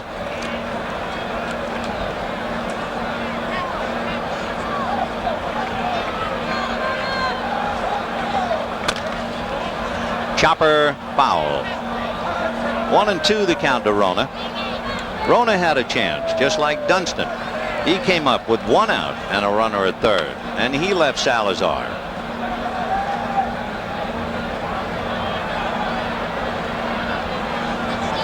Giants led 3-0, 3-2, 4-2, 4-3, and now 8-3. On the outside corner, so Rona shot down. 2 out in the 4th, and Marvell Wynn has now been called back into the dugout. The Wynn obviously was going to bat only if there was somebody on base, and they'll go to Vance Law in his stead. Vance Law remembers the league championship series. He played for the Chicago White Sox in '83. Zimmer will save Marvell Wynn for a situation later in the ballgame in case there's somebody on base. Law was a regular third baseman, excuse me, when the season opened, and then really fell into a slump. Did not get off on the right track offensively. And you see his numbers for the year, and that's when the Cubs went out and got Luis Salazar. Sent Calvin Schiraldi and got Salazar and Marvell Wynn from the San Diego Padres. This ball club has not been afraid to make a trade. Jimmy Fry, of course, the big trade over the winter. And he sent Rafael Palmeiro to Texas and got Mitch Williams, and that trade was highly criticized in the Chicago area. They gave away a 300 hitter for an unknown and unproven stopper in the bullpen, but Williams probably the main reason why they have won this year in Chicago. Law fouling it upstairs off to the right, and the count 0-1. On deck, the leadoff man, Jerome Walton.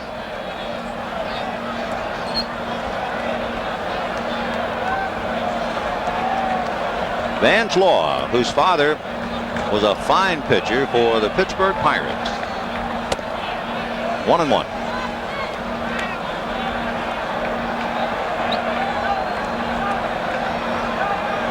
Father and son combinations who are all-stars.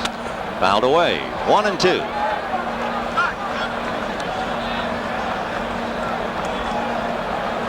Jam-packed crowd here at Wrigley Field, with Wrigley Field and Candlestick, the 2 oldest parks in the National League. And the Cubs and the Giants, 2 of 9 teams in the major leagues to set one-season attendance records this year. Cardinals, Royals, Rangers, Red Sox, Orioles, Blue Jays, and A's, along with the Cubs and Giants. And by the way, that idea that the Bay Area in San Francisco can't support 2 teams, the Giants and A's combined drew more than 4.5 million fans. That's strike 3 called. So Vance Law, like Rona, goes down on strikes, and we'll be back after these messages from your local station. Game 1 of the National League Championship Series is brought to you by your local authorized Porsche dealer and by Wendy's Old Fashioned Hamburgers, the best hamburger in the business.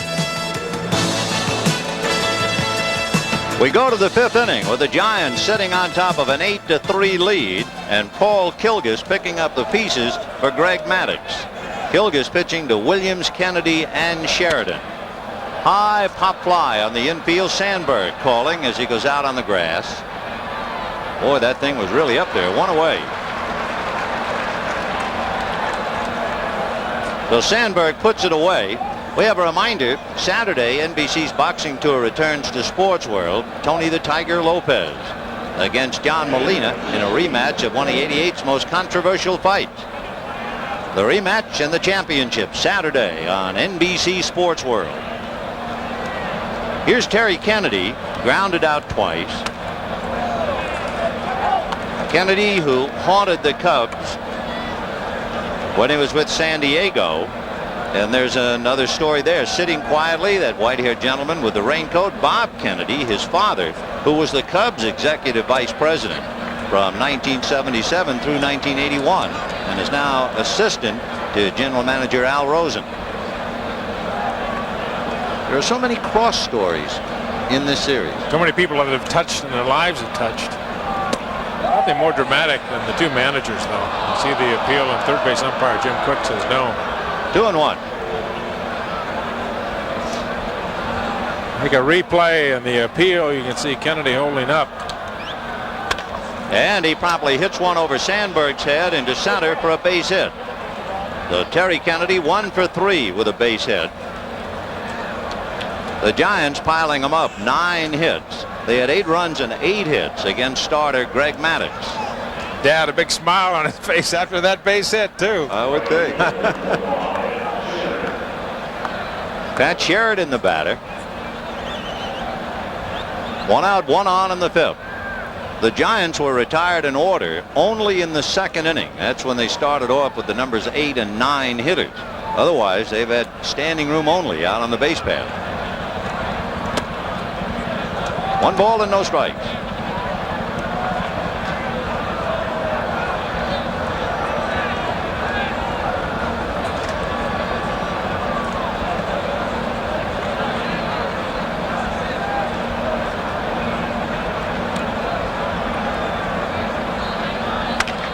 Slow roller to Sandberg. He'll get the feed to Dunston, who guns to Grace too late. So they get the force play, 4-6. The ball was not really hit hard enough to get a double play. So 2 down, and Jose Uribe coming up. And when you think about it, after looking at that force play again, despite the great arm by Dunston, Sheridan beat it easily. Ball just not hit hard enough. Exactly right. Sandberg making a good play to make sure the 1 out. Situations like that, you know the ball is not hit hard enough, and you know the speed of the runner. Just make sure you get the lead runner. Jose Uribe, who had one of the bigger at-bats because he set the table for Will Clark in the 4th inning. He was hitting left-handed, remember, when they put on the hit-and-run play with Sheridan, and Uribe pulled Maddux and singled to right field. So then you had the intentional walk after Uribe stole second base. So he'll be lost in the shuffle. There'll be headlines naturally about Clark's double, his 2 home runs, including a slam. But Uribe's base hit in the 4th inning really set the table. 0-1, and then the stolen base. That's in there. 0-2 the count. Scott Gereltz out on deck. So 1 minute, it looked like he was very close to coming out when Jeff Brantley went running down to the bullpen, but now he has a 5-run cushion to lean on. No balls, 2 strikes. Uribe's numbers are a little bit better as a left-handed batter than right. Maybe 30 some odd points higher from the other side of the plate. 8-3 Giants, top of the 5th.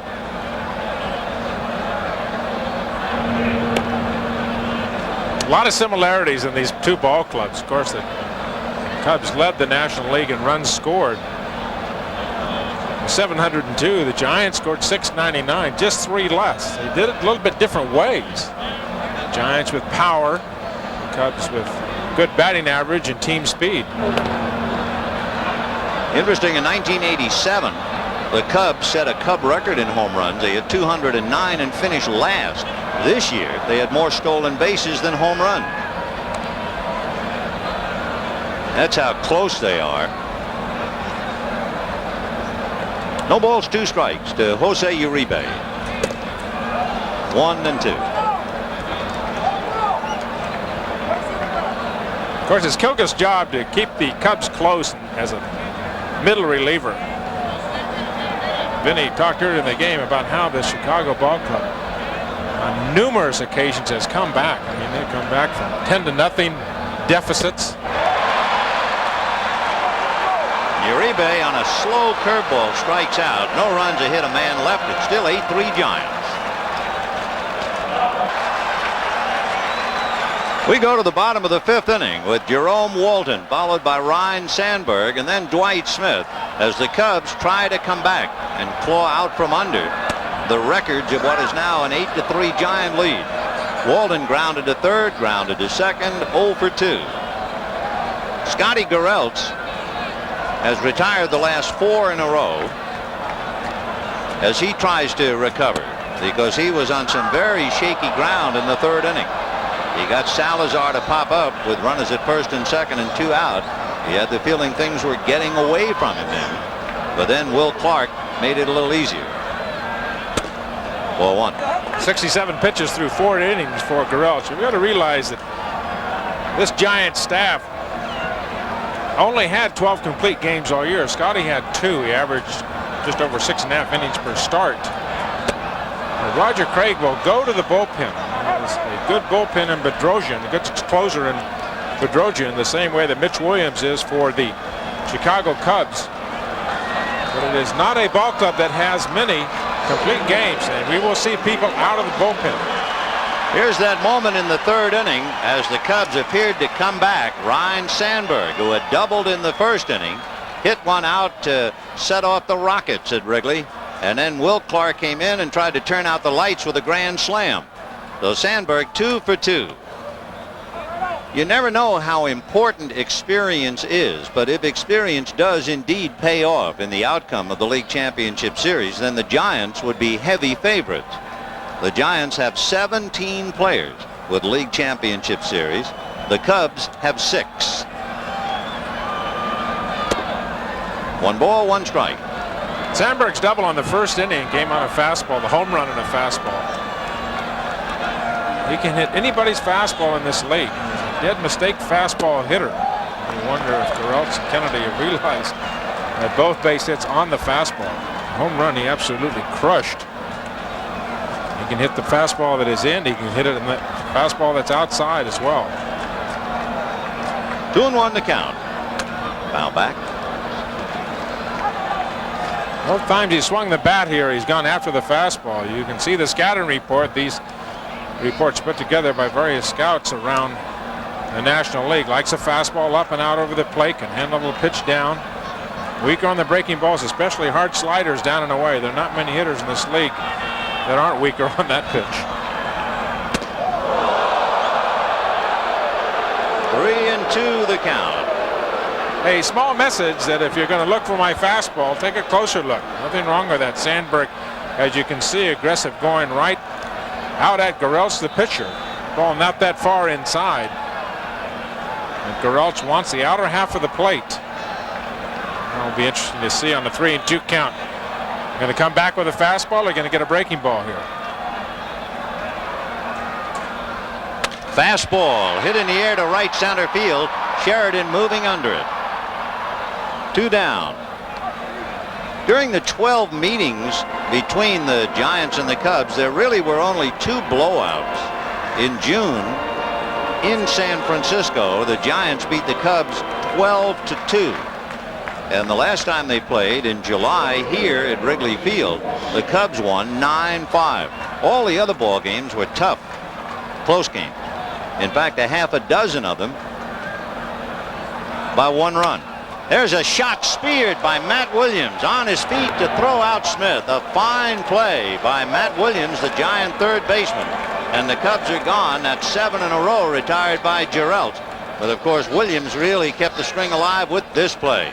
And it's still 8-3 San Francisco.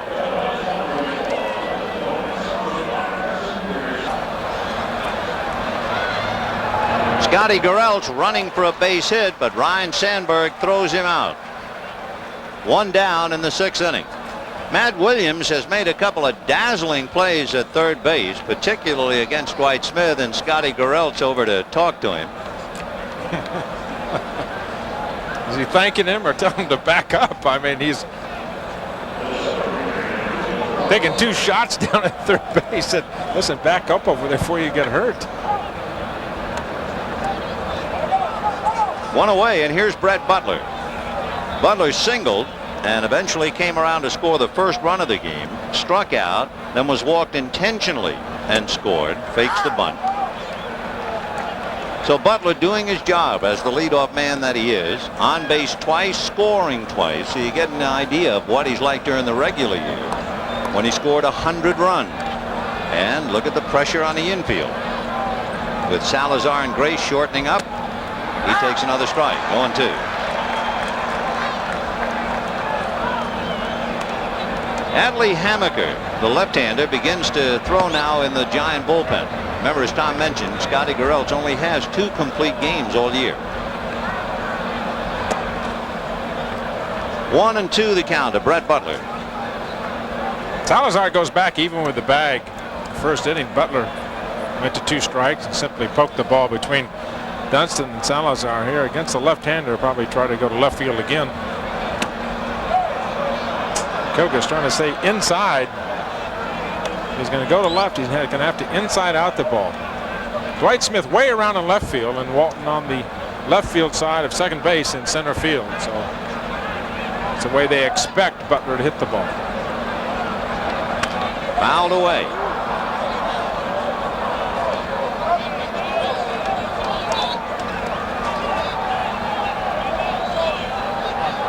People in the Giant organization have called Butler the consummate leadoff man. Good base runner, smart base runner, steals some bases for you, 31 stolen bases during the year, bunt singles, hit for an average, hit right at the 285, 290 mark all year long. A great addition to the San Francisco Giants. You see Al Rosen, the general manager of the San Francisco Giants, responsible for putting this ball club together. And his wife Rita. I would think of all the trades the Atlanta Braves have made in the last few years, losing Brett Butler has been the galling one. Dunston throws another blur, and we have 2 down in the 6th inning. And that'll bring up Robbie Thompson. Talking about Dunston at shortstop. A lot of people in the Cub organization tried to get him, pull him back and not throw the ball so hard to first base, and he really felt like he would lose control of the ball and had to let it go. Couldn't hold back because the ball would sail all over the place. His father tells a great story about Sean Dunston. His dad's from the New York area. Fouled away off to the right. His dad was saying when Sean was 8 years old, the kids in the neighborhood put a big mattress out by the house and they were jumping off the roof. Oh, he decided, I got to be one of the guys. Great story. He went up on the roof and he ran too fast and overshot the mattress and broke his leg. And his father said, you see, you're always trying to do too much. And that's what happened to him early in his career. Chopper wide to third, right under the glove of Salazar and on out into left field. And Robbie Thompson a turn and holding. So if that goes as a base hit, and it does, the only member of the Giants without a hit is Scott Garrelts. Here's the biggest swing of the night by Will Clark. Greg Maddox with the big out.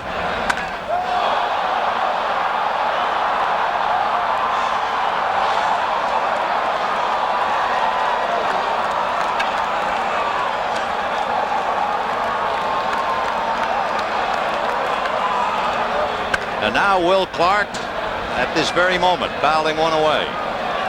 Will Clark has put on an awesome demonstration. He doubled in the 1st inning to drive in Butler. He came up in the 3rd inning with the bases empty and homered. Came up in the 4th inning with the bases loaded and hit a grand slam home run.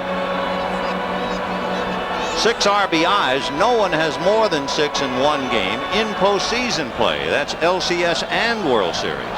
It's the kind of a night Will Clark is having. And again, as we said, it's also a tribute to the presence of Kevin Mitchell hitting behind him.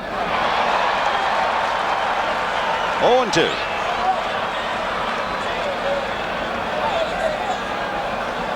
I asked Clark why he hadn't been successful against the Cubs. He says he never really faces anybody for any length of time. He doesn't know what people are going to throw. The only people that he really feels comfortable against were really Maddox and Sutcliffe.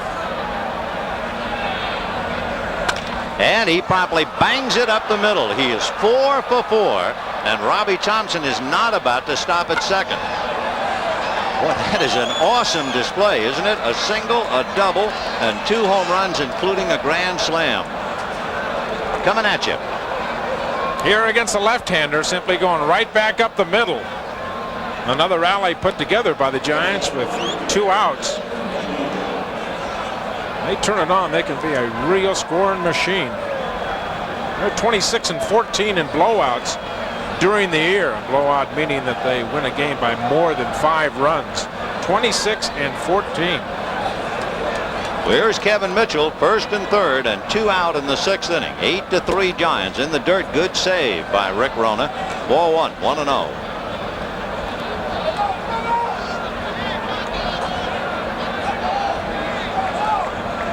Mitchell singled to center in the first inning. Did not get an RBI. He singled and Clark went to third. Remember, he thought that Sandberg was going to catch the line drive. So he is without an RBI. 2 balls and no strikes the count. So everyone but Garrelts in the Giant lineup with at least 1 hit. And Clark has 4 of them.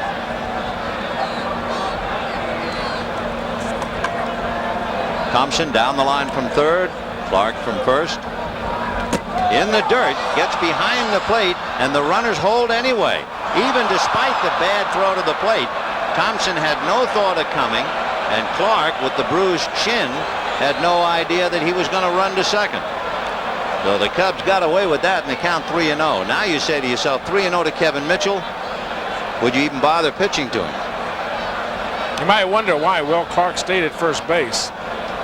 Dusty Baker, the hitting coach for the Giants, calls Will Clark the best base runner on the ball club. What does he do when he stays at first base? And then you cannot put Kevin Mitchell on. They will have to pitch to him.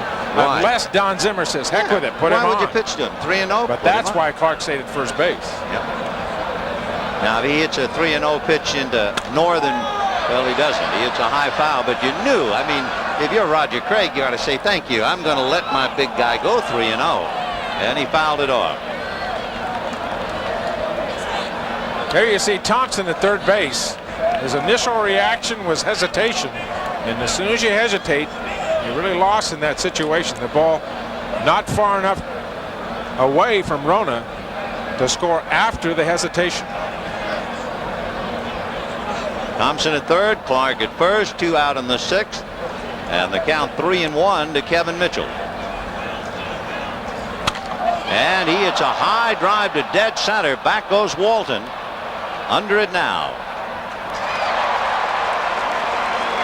No runs, 2 hits and 2 left. And at the end of 5.5, it remains 8-3 Giants. Congratulations to the Rolaids 1989 Relief Man Award given to Mark Davis of the San Diego Padres. Rolaids proud to have brought you the relief break every week during the past year. Mark Grace, Andre Dawson, and Luis Salazar. Line drive, base hit. Boy, you want to know the high rent district? It's first base. And Mark Grace's hero is the guy holding him on, Will Clark. I could talk all day about that guy. He's, in my opinion, the best hitter in baseball, and he will be the best hitter in baseball for a long time. He combines a great batting average with power, and he can also run and get down the line. So he gets his, he can get infield hits. And the thing about Will Clark is he will give you 100% every time he's out on the field, and you can't ask for anything more than that. Mark Grace now 10 for 13 against Scotty Garrelts. And the batter is Andre Dawson. Ball 1. So you look at first base. You see Will Clark and Mark Grace. And they have 3 singles, a double, and 3 home runs between them. That's a Park Avenue penthouse. 1-0. Fisted slowly to the right side. And Robbie Thompson gets Dawson. Though Andre is jammed. 1 away. And down to second goes Grace. It's still 8-3 San Francisco. And the batter will be Luis Salazar. Amazing thing about Grace and Clark. And Clark being the hero and Grace talking about him. Both 25 years old. One of the finest young players in all of baseball. They're going to be stars for a long time. Offensively and defensively. The thing that Mark Grace talked about is how hard Will Clark works. And Grace himself worked tremendously hard with Joe Altobello to improve his defense this year. That's a strike to Luis Salazar.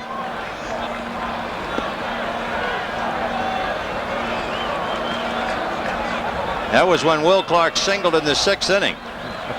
Looked like a mutual admiration society, didn't it? And how. A little ground ball wide to third. Matt Williams comes up with it. Salazar does not run well, and he throws him out.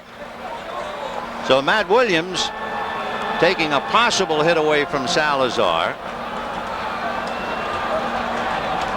Williams has had a super game at third base tonight. A couple of great plays that robbed Dwight Smith of base hits. Far to his left. A young man that's built like a National Football League linebacker. He is awesome specimen. He's strong. He looks like Dick Butkus looking over the line at you. So Sean Dunston with Mark Grace at third, 2 out in the 6th inning. Ground ball, short hop by Matt Williams. And so the leadoff single is wasted. Matt Williams goes to the dugout. A job well done, and we'll be back after these messages from your local station. Game 1 of the National League Championship Series is brought to you by Mitsubishi, bringing you a full line of award-winning automobiles. See them all at your Mitsubishi Motors dealer. And by the companies of the Prudential. Come to the Prudential and build your future on the rock. We've come to the 7th inning here at Wrigley Field. It's Matt Williams, followed by Terry Kennedy and Pat Sheridan, and the Giants leading 8-3 as Paul Gilgas works on Matt Williams. The Giants hit 4 Grand Slam home runs this year. Will Clark, Ernest Riles, and 2 by Matt Williams, and then of course Clark hit the big one tonight. That's Dusty Baker, who hit the last slam in the National League Championship Series back in 1977, talking to Will Clark. Williams hit only just over 200 during the year, but the last couple of months he had more home runs and more RBIs than Mitchell or Clark, either one of them.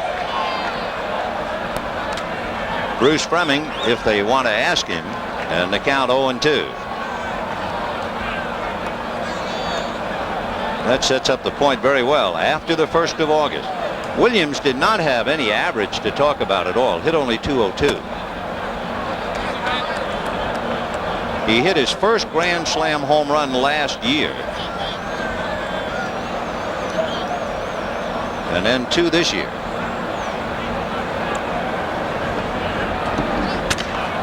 It jammed him, cracked his bat. Watch Dunston. Whoa. Oh, boy.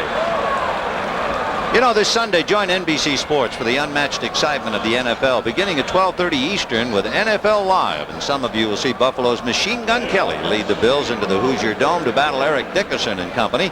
The Colts look to even it up in the AFC East. Plus, exciting regional action, so check your local listings for the game and time in your area. And before it all, a special report. O.J. Simpson will report on the tumultuous week of the Los Angeles Raiders. 1 down.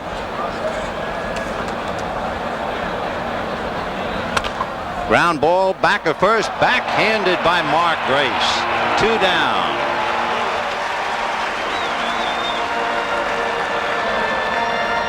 Oh, a show of first baseman tonight, isn't it? Offensively and defensively both. Talked about how Grace has worked with Joe Altobelli, a coach for Don Zimmer on the Cubs, extremely hard on his defense. He said he was very embarrassed last year the way he played defensively. Spring training, they get out and work every morning ahead of everybody else, and he has made himself into a fine first baseman. There you see the error figures for the last 2 years and how he has really cut them down. Big sweeper outside to Sheridan. Pad is popped to short. Single to center, hit into a force play. His leadoff single in the 4th inning was the beginning of the end for Greg Maddux. That's when the Giants loaded the bases, and then Clark hit it out. That's in there. 2-1.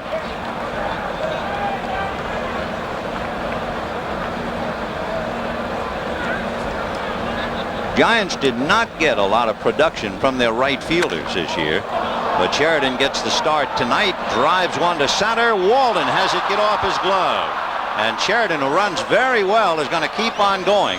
Smith throws it in to Dunston, who then flips it to Sandberg, but by that time Sheridan is in there. I think Walden would make that play. He might have taken his eye off the ball for a split second because he was very close to the ivy, and he knows what's behind the ivy. Bricks. Talking about how the wind here in Wrigley Field will have an effect on the baseball. He thought he caught the ball. The wind blowing gently out. The wind is blowing just slightly in. That ball is a routine catch. Walton thought he had it right in his glove. Hit right off the heel. So Jose Uribe 1 for 3 trying to pick up Pat Sheridan. Right. Take another look at that. He'll close the glove at the last second as if he has it, and it hit him right on the heel of the glove. He even looked in the glove as he was leaning into the ivy. 0-1. Well, we are piling up the extra base hits. That's the 9th. That'd be too short of a National League Championship Series record.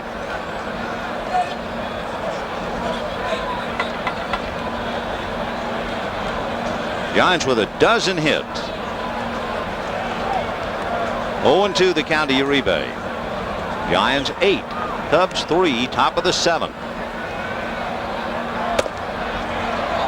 When the Cubs come up in the bottom of the 7th inning, they are due to send up Rick Rona, Paul Kilgus, and Jerome Walden, as Zimmer moving his shortstop Dunston more to the hole.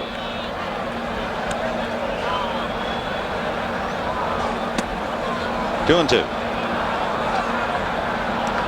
The infield is relatively slow here at Wrigley Field. Always has had a reputation of being a slow infield. A lot of the hitters used to moan and gripe about it, that the grass was so thick. Ball 3. Well, that's another thing they have in common because they also have a slow infield at Candlestick. You can lose a small dog at either place. Hitters that used to play in this ballpark used to gripe about the long grass, but they used to tell them, well, that's the only way that we can get you defensively to be able to get to certain baseballs. Well, he didn't really want Uribe with the pitcher due up next. Tried to make him bite. Jose would not do it, so he draws the walk. And Scott Garrelt's 0 for 3 coming up. Kind of a situation where you take your pick, you look down, there was nobody warming up in the Giant bullpen, and with 2 outs, pitcher on deck. Don't let the 8th place hitter drive in a run when you can pitch against the pitcher. Except managers die by that theory. Let's get that 8th place hitter so we can have the pitcher leading off the next inning. And so many of them have been pinned to the mat because of it. You're down 8-3 though. Yeah, that's right. You can't give up another run. 1 ball and no strikes to Scotty Garrelt. Kilgus figures to be coming out here in the 7th inning when he's turned to hit. When Garrelts is pitching in the bottom of the 7th inning, he'll be right around his average all year for innings. Uribe goes on a strike, a fake by Rona, and a throw to third. They got him.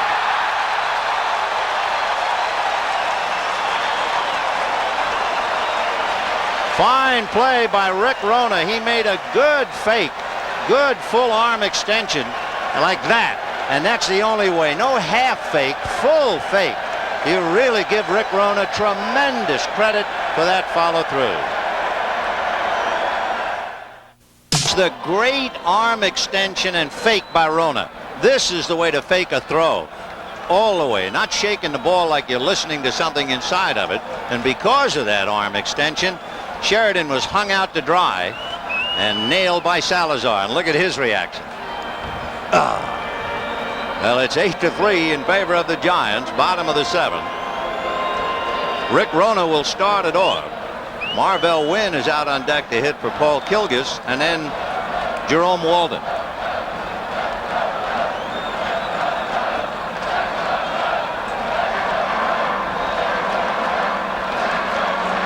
Doug Harvey, the veteran National League umpire, in charge.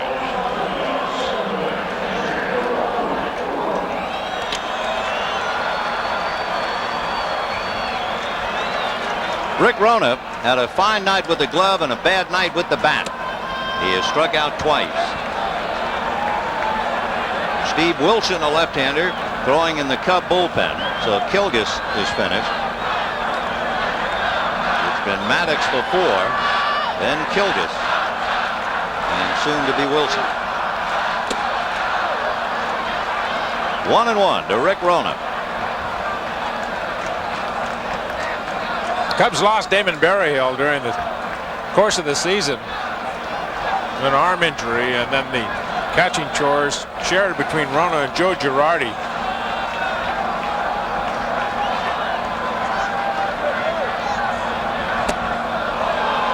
One and two the count to Rona. Now this is when you really start having negative thoughts. I'm going to strike out 3 times, national television, league championship series. Let's see if he still takes an offensive swing or just a protective swing. And he hits a line drive in Matt Williams. And Matt Williams has a magnet in that glove. He's making some great plays down there at third base. 1 away. Matt Williams catching just everything at third base, putting on quite a show defensively. About 4 line drives that have hit right at him. The only ball that he's missed, remember, was the ball that Sandberg hit in the first inning, went just inside the bag down the left field line for a double. And the batter now is Marvell Wynn, hitting for Paul Kilgus. And he lifts one back at third, down the line, a trio of Giants, Mitchell for the out. So 2 down in the 7th inning. And the batter will be the leadoff man, Jerome Walden. We mentioned earlier about the infields being comparable, slow, thick, lush grass. And when you have grass that thick, you're always worrying about bad hops, etc. So here at Wrigley Field, they were making sure it would stay in place. Just a little home clinic on how to take care of your yard here. That's right. Put a nail on it. Yeah. What were you doing? I'm sorry. I was out in the backyard nailing down my lawn. Jerome Walden grounded out twice and struck out. Cubs have a half a dozen hits to go with their 3 runs.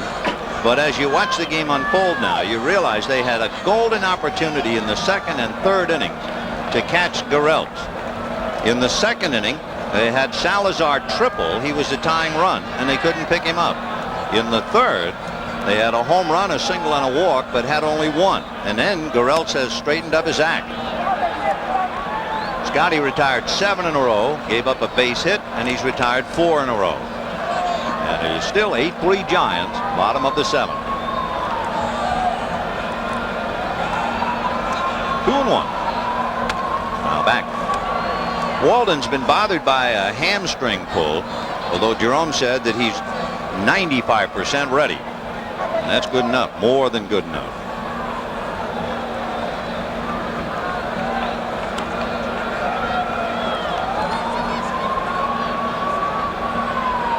Two and 2. Shot up the middle, smothered by Thompson, but then it bounces away from him, and Walton is aboard.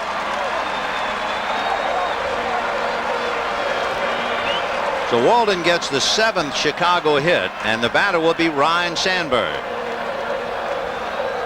Walton gets a base hit off of Thompson's glove. 3 rookies prior to that base hit. Walden, Smith, and Rona in the ballgame so far were 0 for 9. And 3 youngsters in the lineup for the Cubs this evening. So Walden aboard with 2 down, and Ryne Sandberg doubled, homered, and flied to right. Ground ball into left field, base hit. One thing about Sandberg, he might not have the night that Will Clark is having, but he is trying to lift the Cubs at every opportunity. His double in the 1st inning ignited for 2. His home run in the 3rd brought life back. And now with 2 out, he extends the inning for young Dwight Smith, and Craig Lefferts gets up in the Giant bullpen. Norm Sherry, the Giant pitching coach, going out to counsel Garrelts. Remember now, this is just about Scott Garrelts' average. Just less than 7 innings of work, and he's worked 6 2/3 tonight. He has made 94 pitches. If he was on the beam, you say, well, what does that mean? If you figured 15 pitches an inning, and he worked 7 innings, he'd work 105 pitches. So 94 pitches is not a lot here in the 7th inning, to put it in perspective. Remember the last 2 years that Scotty has made no starts. He's been working out of the bullpen. 29 starts this year. And Roger has gone to his bullpen frequently and early. Gurelts has pitched very well to pitch out of trouble and get this far. He's pitched away to Dwight Smith, gets a strike. And Smith going with the pitches, lined out to Matt Williams at third, and then lost a base hit on a diving stop by Matt Williams at third. So we'll see if he goes that way again. It's 8-3 Giants, bottom of the 7th. 2 out. 1-1.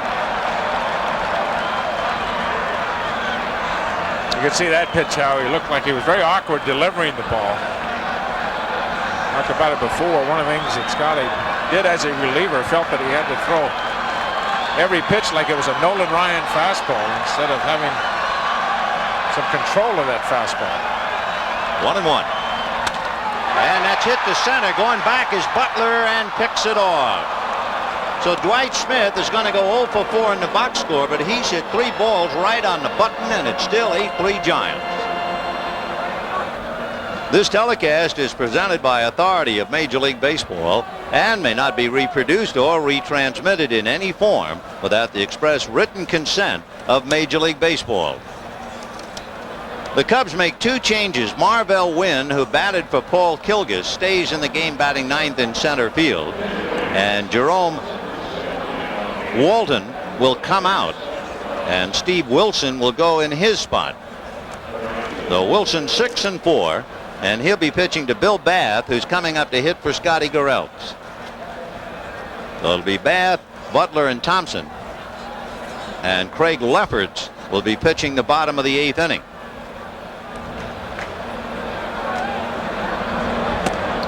Roger Craig right on schedule. With 7 innings out of his starter, 7 strong innings. Cubs got 2 runs off Gurelts early. The first inning after San Francisco had scored 3, but Gurelts pitched extremely well all the way through the 7th.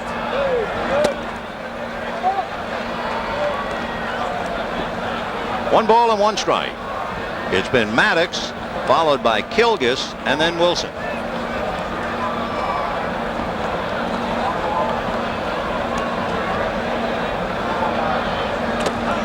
2-1 to count.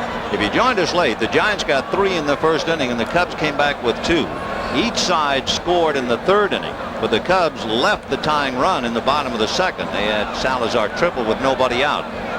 Then in the 4th inning, Will Clark hit a grand slam home run, and that let out all the air of the balloon, and we're in the 8th. 2-1.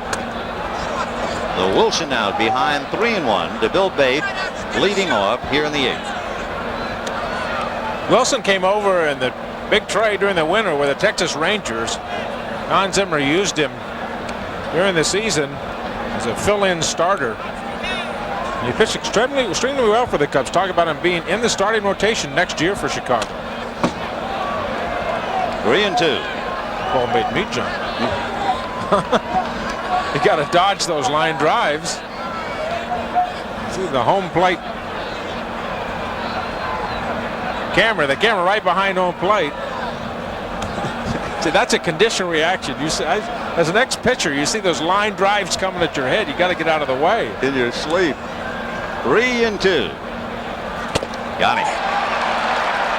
1 away.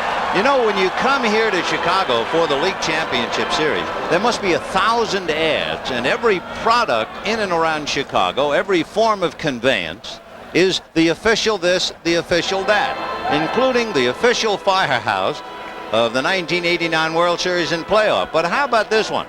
This is the official house next to the official firehouse of the Chicago Cubs, and that's official.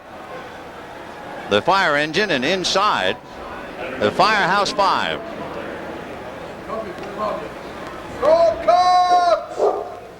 One away in the 8th inning. Brett Butler single, struck out, walked intentionally, grounded out. He's 1 for 3. The lad from Libertyville has returned. The paid attendance tonight 39,195. 39,195, the hottest ticket around. Except for one man, an attorney. An attorney filed a class action suit, won the suit, got something like 720 tickets, and his fee was a third of the tickets should he win. He wound up with like 240 tickets. 0-2 the count. Friend of yours? I wish I knew her. Yeah. 240 tickets in this ballpark is Yep. a lot of seats. That's a lot of seats. This is a small seating capacity ballpark. I mean, I don't know if it's for one game or the entire this or what, but that's a lot of tickets. 0-2 the count to Brett Butler.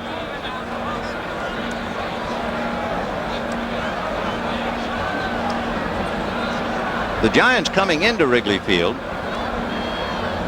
had to shake themselves a little bit. They had lost 2 straight here, 3 of the last 4 they played here.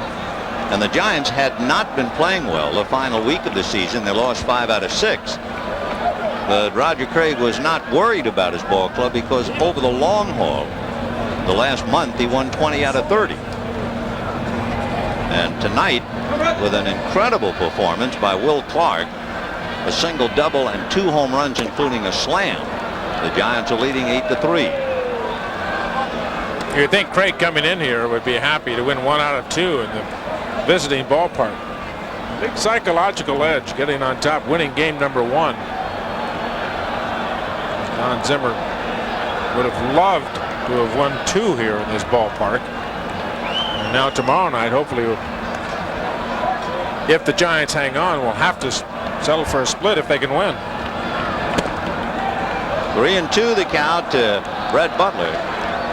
And tomorrow night, Mike Bilecki, who has been a great story in his own right. He'll be on the mound for the Cubs. And that'll be 8:30 p.m. Eastern Time. That'll be after the Bill Cosby Show. Fisted slowly to Dunston. Look at that.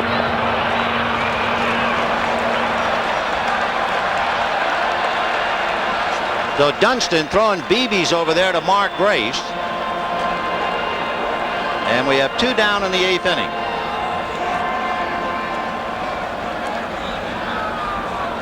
Butler, in trying to hit that bag to beat the throw, hurt his ankle or foot a little bit, as so often happens. And that might be twice the trouble it is now when he wakes up tomorrow morning.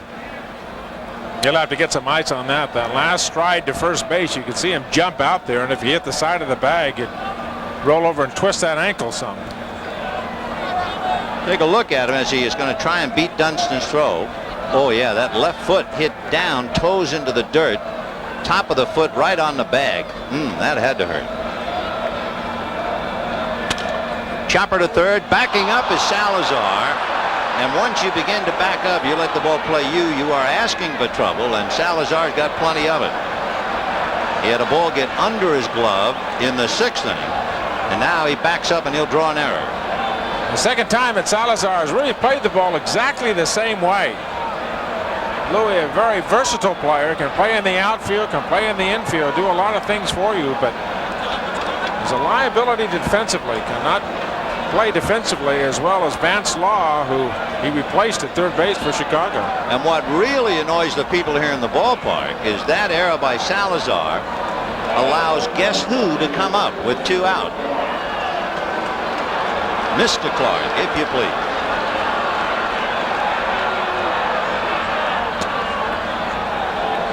All Will Clark has done tonight is double in the 1st inning, homer in the 3rd, hit a grand slam home run in the 4th, and single in the 6th.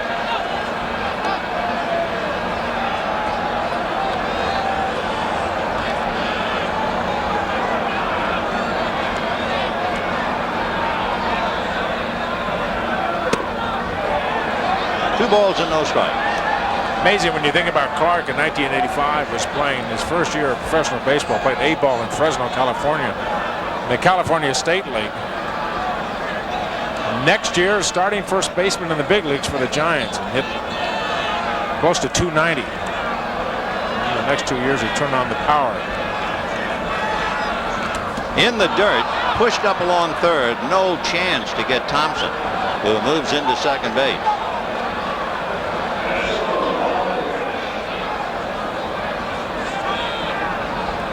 Trying to keep the ball down and away from Will Clark. You can drive the ball out of here. You make him hit the ball down and away, make him hit it out to left field. You see Rona, just the way that Kennedy did before, moving squarely out in front of the ball, trying to curl those shoulders, keep the ball out in front of him. It just bounced away too far. Thompson ends up on second.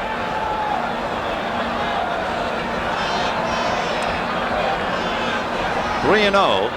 Remember, Kevin Mitchell was allowed to swing 3-0, and Roger no doubt would give Clark the green light if he likes the location, but instead it's ball 4. So that makes a perfect evening for Clark. A walk, a single, a double, and 2 home runs, and here's Mitchell.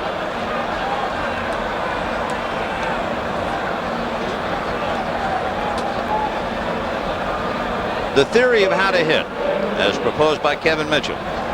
You go up to swing the bat, only the mailman walks. Mitchell has one of the more interesting lockers in baseball.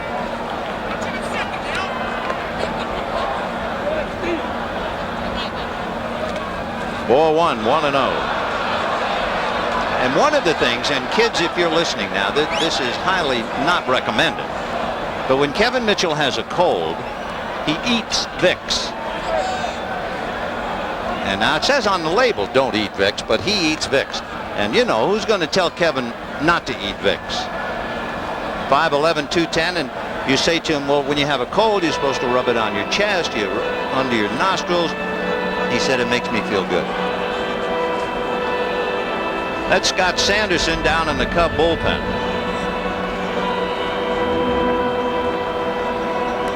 Wilson being a little tentative on the mound, looking very carefully to Clark. Tough to pitch around Will Clark when you got a right-hand hitter like Mitchell hitting behind him, even though Clark has been hot as a firecracker tonight. Been a long night for Zimmer so far. 1 ball and no strikes to Kevin Mitchell. Thompson at second, Clark at first. 2 out in the 8th. Giants 8, Cubs 3. High pop foul off first base. Mark Grace. The ball's going to be behind him and drop untouched. A breeze blowing out toward center field, and that's what caused the trouble. I think Mark Grace lost it. He looked down to see where those auxiliary seats are, checking it out, and the breeze, which has been blowing out all night long, carries the ball well back into the playing field, albeit in foul territory, right between Sandberg and Grace. You see Grace shuffling over now. Those seats that you could see that he was trying to protect himself from usually are not there. Those are auxiliary seats put in for this event. 1-1 to count to Kevin Mitchell. Mitchell has singled, struck out, grounded out, and flied out. Remember, in the inning, Bates struck out and Butler grounded out. Robbie Thompson's ground ball should have been the last out, but Salazar couldn't handle it. Then Clark walked, and here's Mitchell. Cubs will have Grace, Dawson, and Salazar in the bottom of the 8th. Oh boy, was that an error by Salazar? What kind of an error? A 3-run home run error. And it is suddenly 11-3 San Francisco.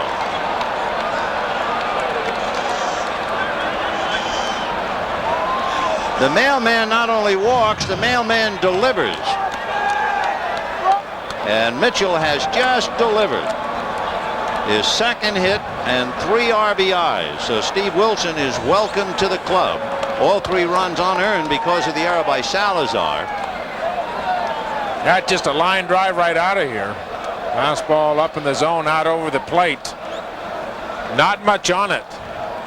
We'll see if that one comes back. You know, talking about come back, we should make a point here.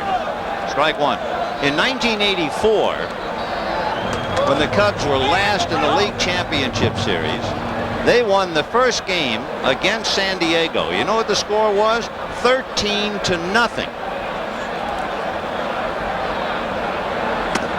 Strike two. Statistically, it shows you the importance of that first game. But that's pretty close. 12-8. Talking about close, that's another thing about League Championship Series in the National League. They have really reached parity. 4-1. This is the 21st League Championship Series. The West has won 10. The East has won 10. And if Mitchell wants to eat Vicks, order up another plate. Popped in the air around the plate. Coming down is Mark Grace, but Rona, look out for his helmet. Almost stepped in it. So Williams pops it up. Kevin Mitchell. Watch this awesome swing. It is not as pretty. The symmetry is not the same as Will Clark, but the results are just as great. Of the 1989 World Series souvenir program, packed with more than 90 pages of features, historical facts, and photos from the Fall Classic. This program is truly a collector's item. To get yours, send check or money order for $6 to World Series Program, Box 89, Trenton, New Jersey 08651. That's Box 89, Trenton, New Jersey 08651. Please be sure to include your proper return address. The preceding announcement was furnished by Major League Baseball. Bottom of the 8th inning, Mark Grace, Andre Dawson, and Luis Salazar against right-hander Jeff Brantley. When it was 8-3, Craig had Lefferts in the pen. Craig, knowing that Lefferts has had a sore shoulder. Now that it's 11-3, he gives the ball to young Brantley, who has built up a reputation. Despite being a newcomer, he's a bulldog, and look at those numbers. If there's one thing that pleases veteran observers in the league is to put the compliment on a pitcher, he goes right after the hitters, and that's exactly what this fella does. And he's 0-2 on Grace. 4-1. Be aggressive, throw strikes, go right after him. I think it has always been appreciated by everybody in baseball who's concerned with pitching. High fly ball to left center. Fading back is Butler to put it away. Friends, stay tuned for your late local news, and coming up next on most of these NBC stations, then it's the best in late night entertainment, beginning with The Tonight Show starring Johnny Carson, followed by Late Night with David Letterman, and stay up after with Bob Costas. He chats with legendary singer-songwriter Bonnie Raitt. All tonight, only on NBC. Here's Andre Dawson. Dawson grounded to second in the first inning, walked in the third, grounded to second in the sixth. So he has been unable to pull a ball. He hadn't gotten a ball to pull.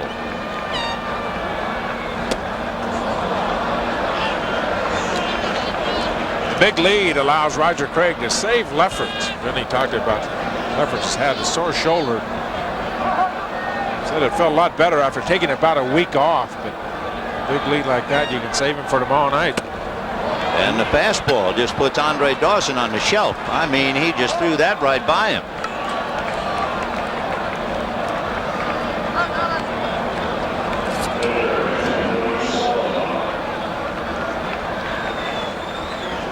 That's the ball that Kevin Mitchell hit out into the street in the 8th inning with 2 men aboard. I never saw it come back. No. I remember the mailman who ran down the home run. We were here doing the game. That was on a Friday afternoon. We took the mailman in, and they supposedly were going to discipline him for leaving his truck. Yeah, for leaving his truck. They finally said no, it was okay because it was on his lunch hour. A one-hopper off the glove of Matt Williams. He left the magnet in the dugout, and that thing was shelled. So Salazar ripped it, and that's the first time Williams has not been able to come up with a ball. It's a solid base hit, too hot to handle. Seen several hot shots down to third base tonight. Williams has got everything in the world. You can see him just trying to backhand. It's really a defensive play, and if you can knock it down at third base, you still throw somebody out. That ball taking the hop on the dirt.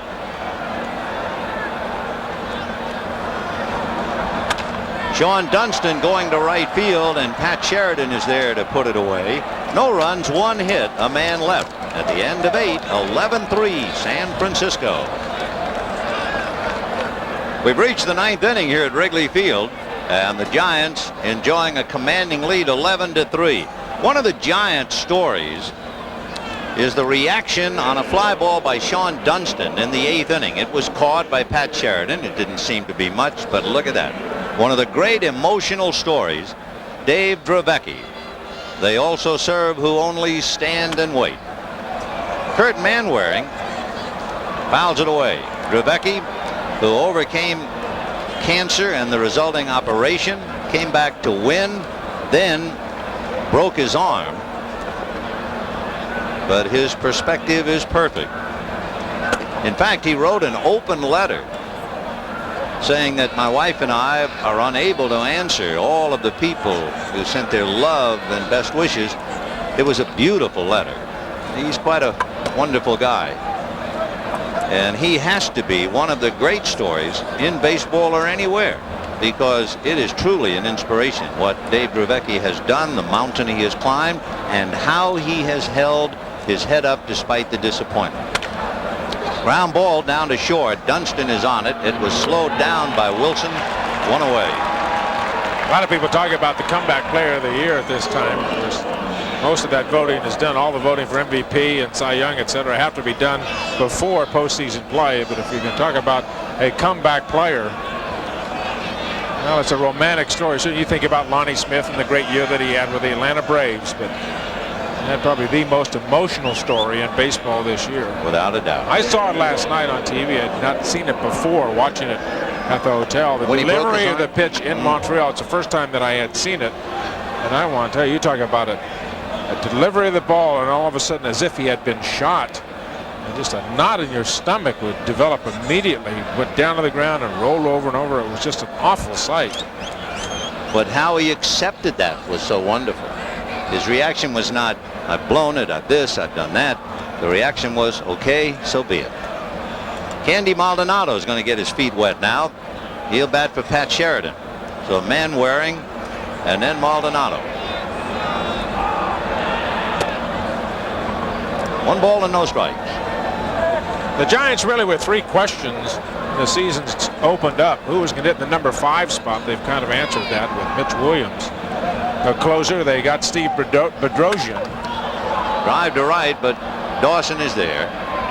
2 down.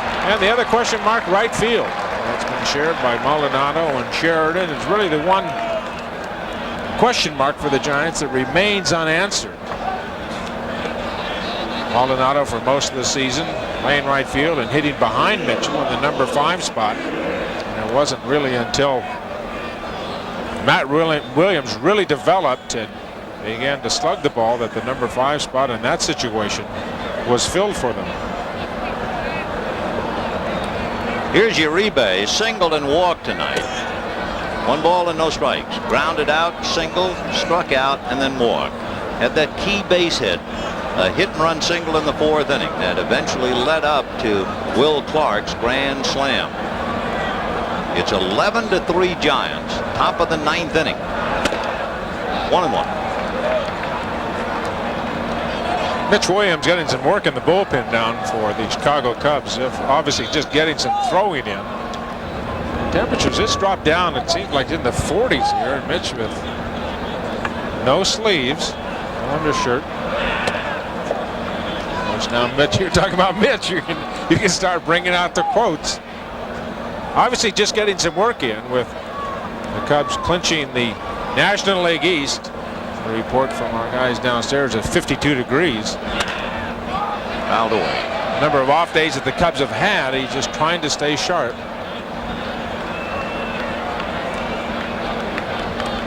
You know, we alluded with 2 out to Dave Dravecky. Watch this. That's when the arm broke. but I still marvel at how he accepted the frustration, the pain, the disappointment, and put it all in the right perspective. Jose Uribe is caught looking, and the 9th inning is in the books, and Gravecki is still on record as a rooter. 9th inning, 11-3 Giants. Rick Rona against left-hand. And Candy Maldonado, who batted for Pat Sheridan, is in right field. Kurt Manwaring, who batted for Terry Kennedy, is behind the plate. Ground ball slowly to short. Uribe picks it, takes care of him, one away.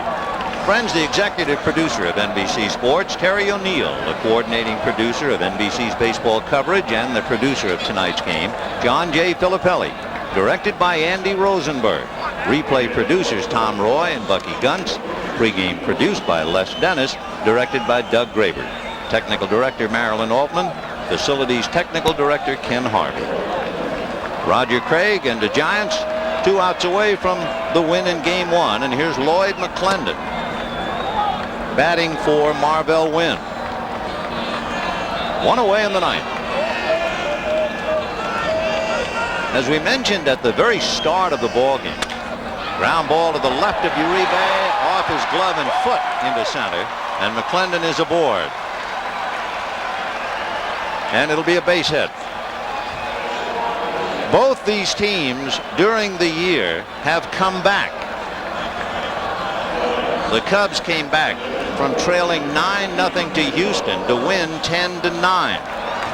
The Giants came back down 8-0 against Cincinnati. Came back to win that one 9-8. They were down 7-0 against the Dodgers and came back to win 8-7. The point being that both these teams have shown bulldog, and one win will not discourage the loser, nor will the winners exult. Doug Harvey now wants to check about Domingo Ramos. So Ramos hitting for Wilson, who is the #1 slot.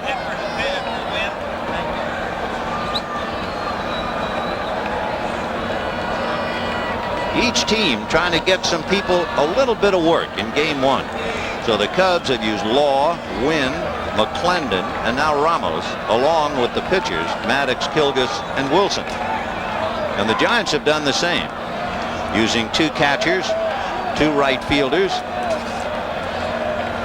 1 pinch hitter, Bill Babe, and 3 pitchers. Ramos drives one to right. Maldonado makes the catch, and back to first base goes McClendon. So Ramos hits it hard. Maldonado runs it down, and the Giants now 1 out away from winning game 1.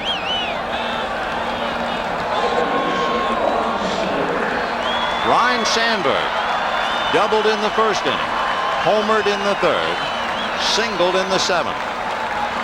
So Ryne 3 for 4. Mark Grace has 2 singles and a home run, and Luis Salazar has a triple and a single. They've basically done the Cub hitting.